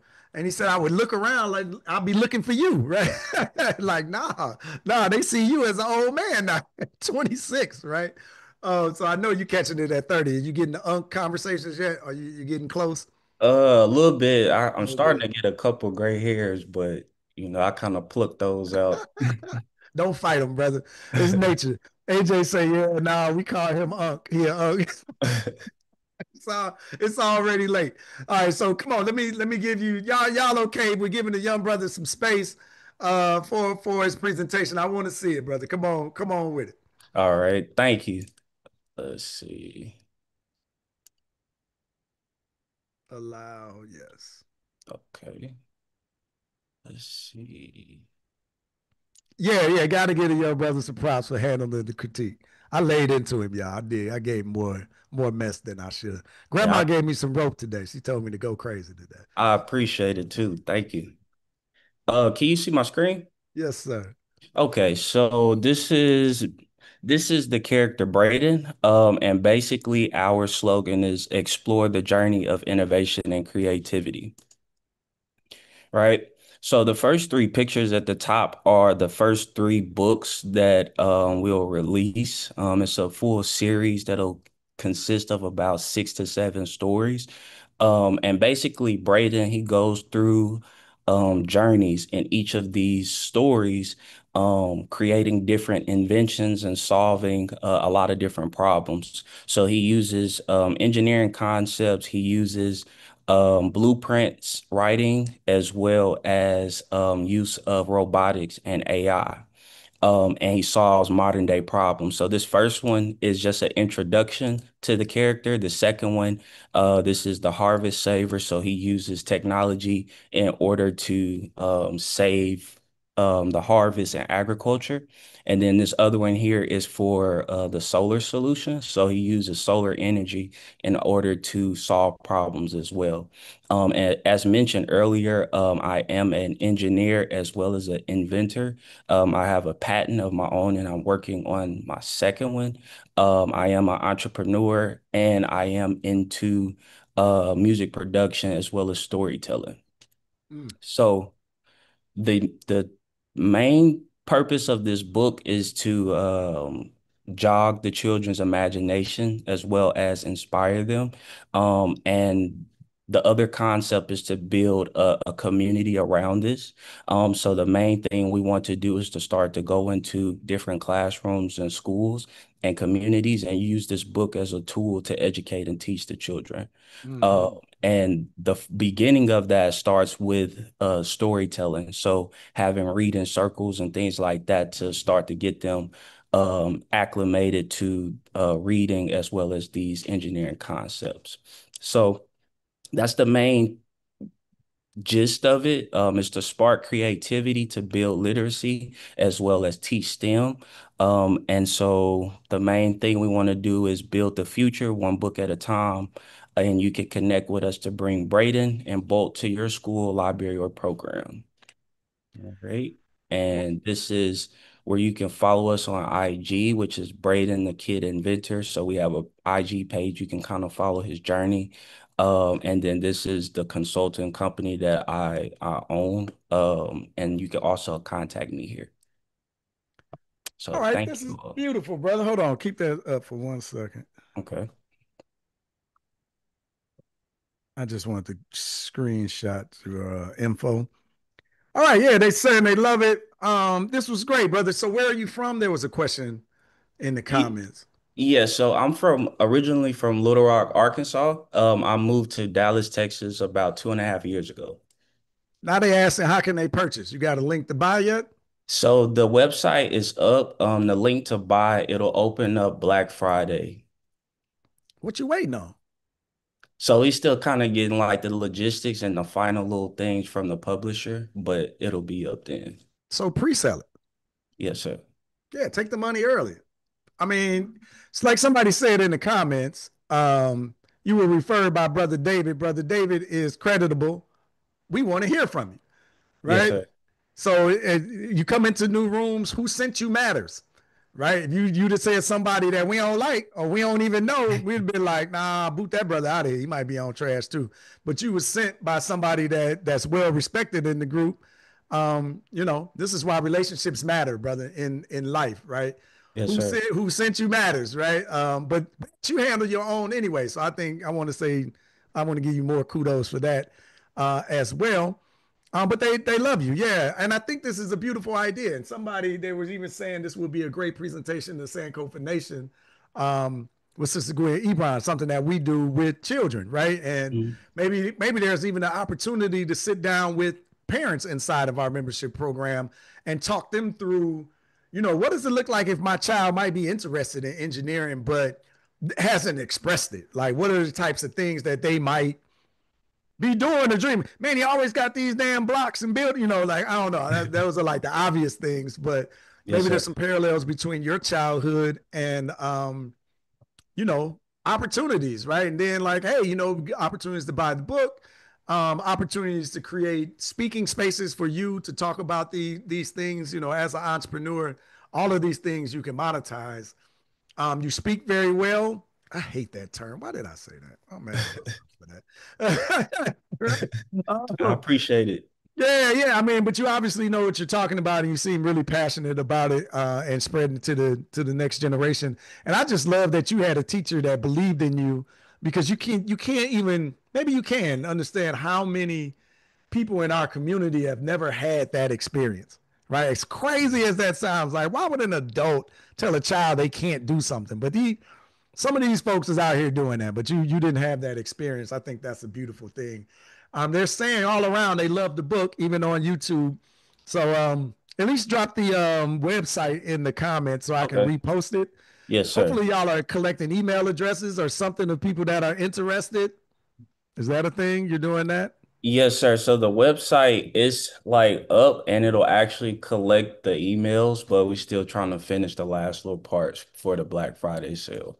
Yeah, I'm cool with that. I'm cool with that. Okay. But particularly in like spaces like this, you know, let you in like all right before Black Friday, like get the hype, collect at least the email. But I think you would have got a couple of sales if you would have ready, if you were ready to drop it right now. Yes, sir. But no worries. All right, living example of someone who practices each one teach one. Yeah, I love that. But this is really thank you, brother. Anything else you want to add or No, I just once again I do apologize for coming on. I didn't mean to be disrespectful. I do appreciate you giving me the time to present. I appreciate the positive feedback as well as, some things to correct within just the presentation itself. So yes, thank you for that time. yeah, no problem, man. Where you handled it with grace, brother. I think that said even more about you than anything, right? Because I was a little nasty. I got to be honest. My bad. But you handled it well. I had good intentions in mind. I also say this: whoever's doing your illustration, it looks great. Everything looks really presentable. It looks fantastic, man. It really, really does. Yes, sir. So I definitely wish you well. Let's stay in contact. I'm gonna drop whose email should I give you? Just everybody know Tamiko's email anyway. Just take this email and reach out to her. Can you put And your then just tell her website to in? talk to me, Freddie. You tell her you came to the last Sunday dinner. And, I don't know, just to give her the story, right? I'll tell her something on the back end. Okay. But yeah, this was good, man. I think our Sankofa Club children would love it as Yes, well. sir. So Okay. that's awesome, Thank you. young I brother. All appreciate right, it. and how Yes, you say sir. your name? Because I messed it up the first time. Javon. Javon. Oh, okay, Yes, sir. okay. I think I put an A in there, so my bad. Javon. All right, Yes, sir. all right, good brother. Yeah, yeah. You definitely welcome to hang around.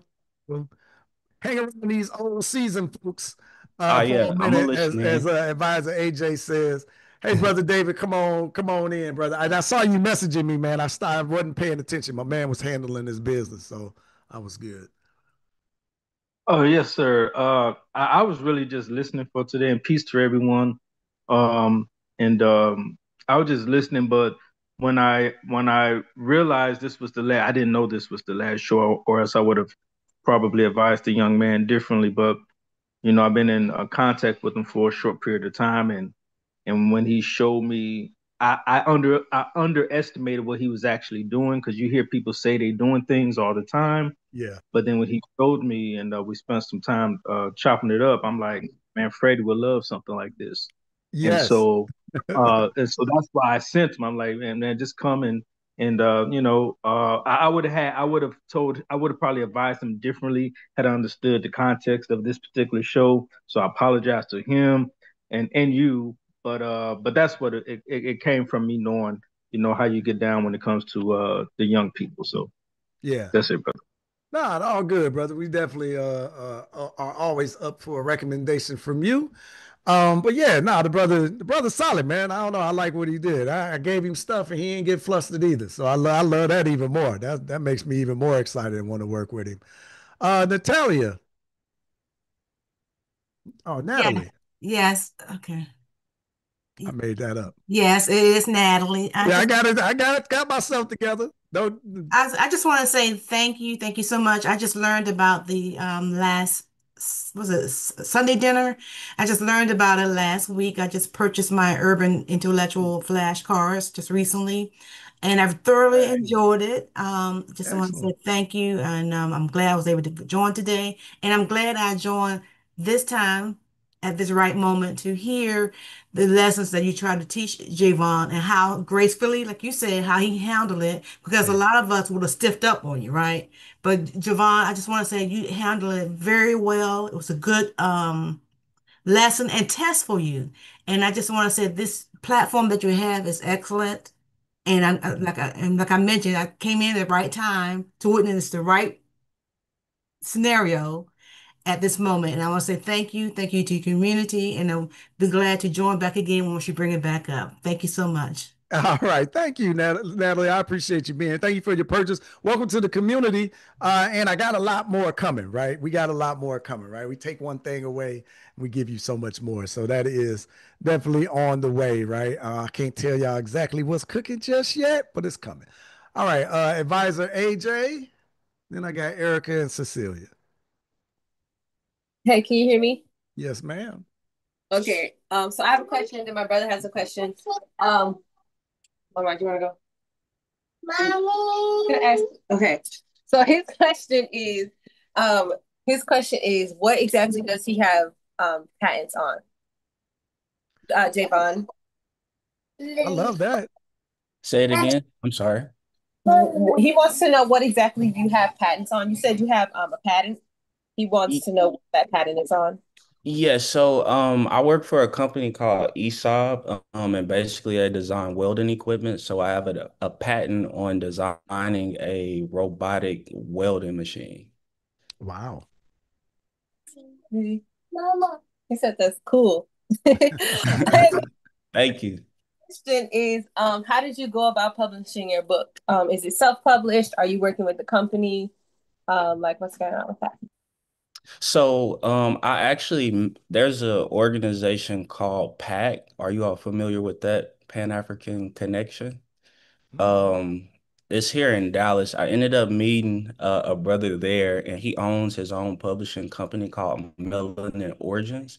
So I went through them, and then they connected me with another, it's like self-publishing website, which is called Ingram Spark. And so that's what I went through for that. Has this entire book been worked on with all Black people? Say it again. Has this book been worked on with all Black people? Yeah, so I created all of the everything with the book. You wrote it, you illustrated it. Yes, ma'am. Oh, that's cool. Oh, my Okay. man got skills. Oh, thank you. Oh, no problem. Thank you. Excellent, excellent. Thank you for sharing, good brother. All right, all right. Yeah, you definitely found your people. Um, definitely found your people, man. But yeah, so that's good. And this platform is going away. We not going nowhere. So you shoot an email to Tamiko, she'll Mhm. get you plugged into a lot more of what we're doing. All right, Sister Erica. Yes. I just want to say I do appreciate um I appreciate how you handled that, Brother Freddie, because I mean with the sternness and then the welcome. Just a teaching moment. It's a teaching moment. I really like that. And then Javon, I really like how you received it. I appreciate that. And then the second thing is I'm excited about your book. I teach science and I'm helping I'm starting a science club. I'm helping kids navigate a virtual science fair. And one of the things I want to point out with to the scholars is how we solve our own problems. So your book, how he invents things that because nobody's going to solve our problems for us. We got to do it. And so, for them to be able to see, your character in the book inventing things and solving our own problems, I find that beautiful. And so I'm excited to share with the students about you as an inventor and also about the your book. So I'm excited about that. And then my final thing is I had such an amazing night last night. This is back on our original topic. I last night I got to sit with Charlotte O'Neill and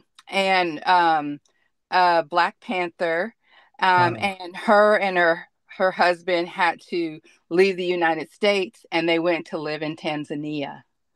And he's 85 now, and I think she's 75 or 74, 75, if I'm not mistaken. And she shared a YouTube video, which turns out is 25 years old, about their story and their journey and how they stood for in Kansas, Kansas City, how they stood and watch, like how her husband watched the cops, how they would watch, and show up, the Black Panthers to make, to make sure that we were safe, that our people were safe. And what a problem was, it was, um, when they came with their guns and everything. And so then that created so much of a problem that they still showed up. They just didn't show up armed.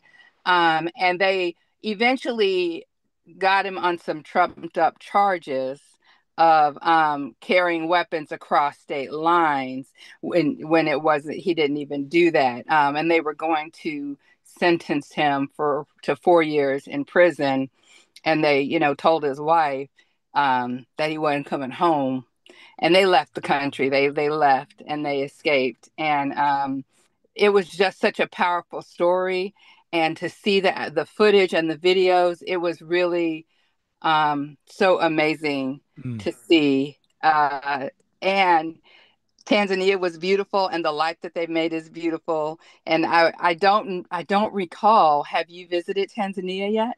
I haven't been personally, but yeah, we've sent people. Yeah. Yeah, so I can't wait. that would be a great place to visit. They welcomed and provided refuge for so many of our freedom fighters when they needed to get out of Dodge. Yeah. So Yeah. yes, so We that's all I might wanted to say.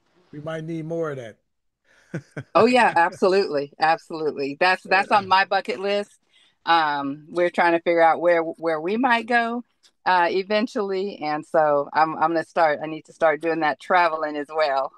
Definitely. It's waiting on you. It's waiting on you. You're gonna enjoy it. I know it. I know it. Tanzania is definitely beautiful. It's definitely on my list.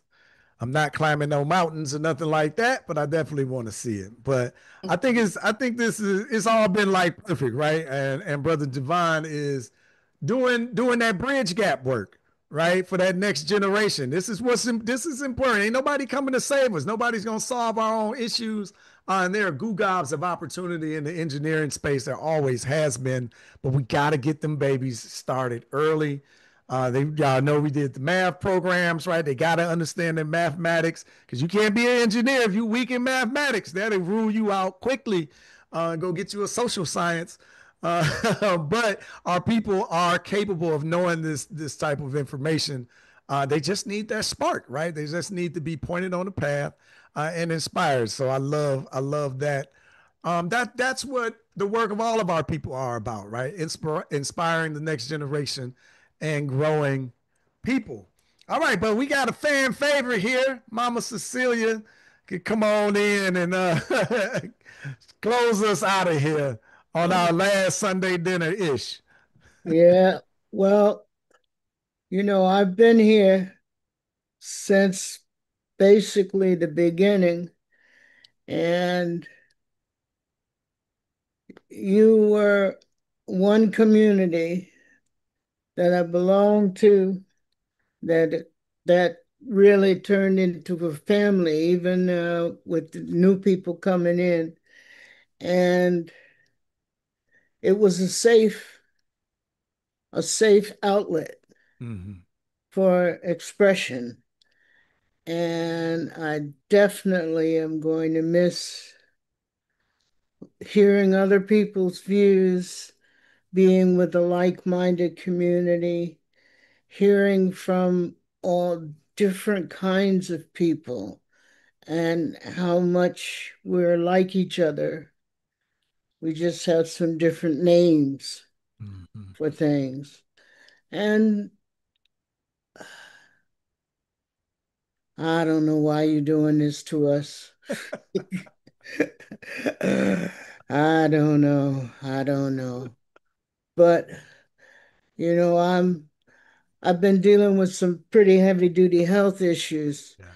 but uh I'm coming back on the mend and have to get back really involved with the classes because that has been the spark Yeah. for me to investigate and find out, I found out some stuff about Sierra Leone that it and Liberia were places that folk returned to from here and set up the communities there. Uh, and and going way back in the early history in the 1700s, finding out Marcus Garvey wasn't the first with the Back to Africa movement. There was this guy called Paul Cuffey. And I I'm going, this group has really made me open my eyes to other things. And uh, I'm going to miss it. I'm going to miss it, but I'm not stopping. Right. And I'll be back whenever you say, come on back. I'll be right there. I love it. Okay. And I was with urban intellectuals. I had the flashcards the from way back when. I was I was a supporter before you got all this other stuff going. So I love it. I'm not teaching. uh I've been retired for 25 years, but I'm spreading the word where I can and when I can. And I'm gonna, my dream is to be one of those local places that talks about the heritage of the area. Because there's where I'm planning to go, there's a town called Freetown. And so I know what was there, you know. So I got to find out more about the local history and also continue my family's history. Uh, so so I'll be around, and you got my information. So if you ever want to want me to be involved, I'm available. Oh, well, thank you. I Okay. definitely appreciate you and always coming to support this space. You definitely probably was on the very first one that we've done and been on most of them since. So, but I'm glad to hear that you're feeling better, back on the mend, as you say. And this is the last Sunday dinner in this form, right? Like, so we might got something else cooking for y'all. But we definitely are going to start getting together more inside the membership program. So bringing together, our legacy group, the circle members and the club members. So we may end up with a Sunday dinner of our own, right? So that's kind of That's maybe, right? exciting. At some point, I know that that's going to happen. Yeah. I'm not sure. I'm unsure when we'll start. But I definitely want to get together more often. I want to start bringing more value. That's another thing that I'm really leaning on, right? Like spending more time with our members and then bringing more value to what y'all are already experiencing. That's what I'm All right. Sounds good. Good, good. So we will be in touch. We'll be in contact for sure. I love it. People are saying that they came through the flashcards. I got a shoehorn conversation going on. That's a long story, y'all. Y'all gonna have to come to Nigeria to get a full understanding of the shoehorn. I bet you didn't think I was gonna bring that up. Huh? It's a wild conversation. But anyway, this is what you call thunder and velvet hands. Yes. Okay. Oh, Javon, I don't know if you dropped your website, but I was reading in the comments. If you don't drop that website, somebody gonna get you, young brother. So, all right, there you go. All right, I ain't want you to get in trouble. Uh, Grandma come out of retirement, man. Go get that switch. We're supposed to do 20. Right. Um, no, this is good, man. I'm gonna miss this space, y'all. And it's wild because I was literally in Nigeria and Ivory Coast talking to our travel mates about Sunday dinner. Like, hey, because we had some conversations on the bus, and they were like, "Man, you're really good at starting conversations, really sparking trouble, right?" Y'all know my antagonistic mind. I was in full display, and I was like, "Oh no, we do this every Sunday. You should come and have a discussion." Now a couple of them are here, and I'm like, "It's the last one." Right. But again, I just had some revelations, and I know that we got a lot of work to do. So just be on the lookout for a lot of the things that are coming up.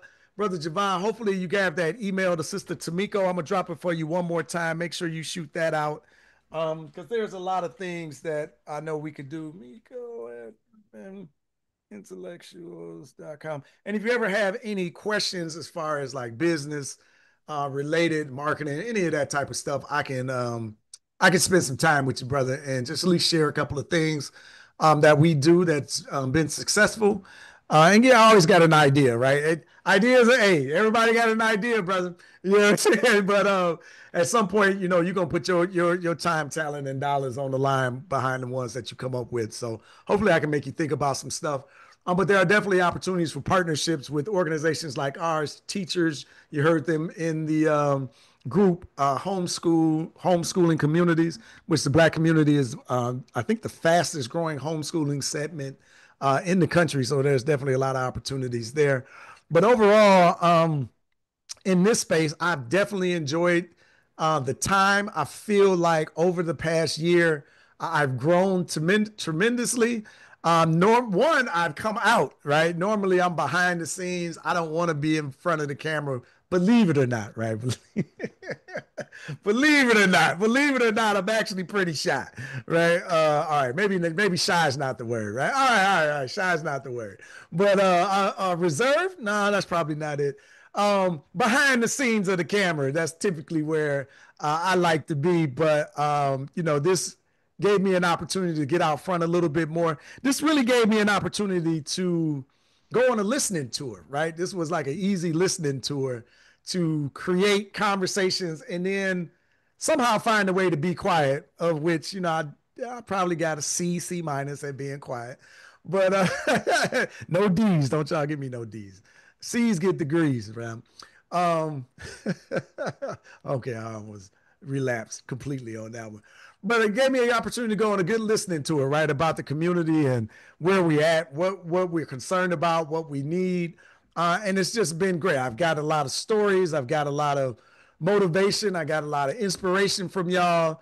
I got a lot of lessons. I learned a lot in the process. Hopefully, y'all have done the same from the people. I think one thing that this experiment known as Sunday Dinner has proven to me is that the value of our community and the value of our future is among the people. It really gets special when y'all participate, when y'all come and engage, when y'all pour into young brothers like Javon, when y'all pour into the young Sankofa Club, kings and queens and pharaohs that come out and educate us, when y'all pour into to advisor AJ, when we uplift our parents, when we respect our elders, and create these dialogues and create these spaces that are so very important. It's bittersweet to say goodbye. It's so hard. Okay, one thing Brother Freddie can't do is sing. To say goodbye to yesterday, but this has not been a futile effort. This has been a wonderful effort. We got to come together. We got to remember that we actually like one another. We got to remember that there's actually people out there that have like minds, like us, that want better for our community, that's looking to pour into projects, people, and engagements that's going to uplift us, that are hungry for connection. We have gotten all of that here at the space of Sunday Dinner. We always say, you know, there's no no nourishing food for your belly, but there's definitely nourishing conversation for your soul. Man, this has just been a spectacular space, and I've learned a lot, and I know that we're going to do this again. I just don't know when, but next time I come back, I won't just be so flippant about it, right? When I come back, I'm going to come back with a plan of attack, of engagement, and really looking to grow grow on what we already had that is special. So we got something that's brewing. And I don't think this energy can die. It can't go away. I know y'all gonna be looking for me on Sundays, right? Gonna be looking for us on Sundays. But let's take a break. Let's take a breather. And then we can come back with something bigger and better. But starting at the top of the month, I almost said next week. I don't want to put the team on blast like that. But you will start to see some more of the efforts that we are redirecting our energy into. And I think you're going to like it, right? Hopefully you love it. Don't rule out a live in-person Sunday dinner. Maybe we'll do something like that where we can actually get there. I know we've been talking about it all year, but I think like that might be something interesting. That's something that I would look forward to doing. So keep that in mind. But I promise you there's a lot more coming from us at Urban Intellectuals. And we're always open, right, to listening and learning from y'all. Y'all know you can always shoot an email to support@urbanintellectuals.com. It is our pleasure to serve you as an organization. And I promise while we're closing up this space, we're opening up much more opportunities inside the arc of what we are doing as a company. But at the bottom line is I want to do less so that we can serve you more. I want to serve you at a higher level, at a better level. I believe our customer service is pretty good. I want it to be excellent. I want our products to be excellent. I want our offerings to be excellent. And I want the content that we produce to be excellent as well. We will be perfect, right? Let me get my Denzel on Remember the Titans in on y'all. Movies just be flowing through my mind, y'all. I don't know. I think I'm a unpaid movie critic, or at least an unpaid comedian, one or the other, maybe a little bit of both. But I definitely enjoyed this space, man. I just want to say thank y'all again to everybody that comes out. I want to say thank you to my team who endures all of my madness when it comes to not only creating this space, but all that we do as a company, because I'm throwing curveballs at them as well. But I am excited for the next iteration of Urban Intellectuals. If you don't know, December the 2nd is our 10-year anniversary as a company. And we are together for excited about that, right? And continue to build and grow. So we need to shed some of this skin so that we can. We need to shed our cocoon. There we go. I'm gonna hit you with a butterfly analogy. It's time to shed our cocoon and come out as the butterfly of an organization that we are, and make this transformation into guiding us into the next 10 years of the next decade of the company. We ain't going nowhere. And we're really excited about the positioning that we have in the community. I want to thank you for supporting us all the years that you have. I want to thank you for supporting this Sunday dinner space. If you want more, definitely go follow us on our socials at Urban Intellectuals. I'm Freddie Taylor on social. I think I'm Think Taylor, ThinkTaylor on Instagram. And then you'll see my picture, Freddie Taylor, IE, Freddie Taylor on Facebook. I'm usually posting there and commenting if you want to engage with me a little bit closer. SankofaUniverse.com is our own private social media network. Hopefully you'll take an opportunity to come and engage us over there. But with that, I'm going to close up out of here. We ain't going to end on no 5-hour closing show, right? Grandma said she got something to do. But I'll definitely look to create more spaces like this. Advisor AJ, don't give me the cry face. This has been spectacular. I'll leave it open. I'll leave the mics open for any final comments or thoughts. But I appreciate y'all until we get back together in a different format, a different outline. Love, peace, and power to the people, everybody. Good night. We love you. Love you. Thank you so much. Thank you so much for everything. Love y'all. So Love y'all. We'll be back. Proud of We'll you, be back. Javon. Keep up the good work. Thank you. Thank you. We love you. We love you. Appreciate all of y'all. Looking forward All the brothers. to the new beginnings and continuations. Y'all Thank got my you. email. And let's Love stay you, connected, y'all. fam. Love you all. Thank you. Appreciate all of y'all. Blessings to you all. Yeah. This family. Yeah. We see you. We support you. I appreciate y'all, all of you. Sacred space. I'm giving 2 minutes. Gratitude. Where did he even go? I don't know, bro. I told you. It's just see you later. Say some weird shit to me at the same time. I wasn't really paying him no mind. Miss Robinson, we love you.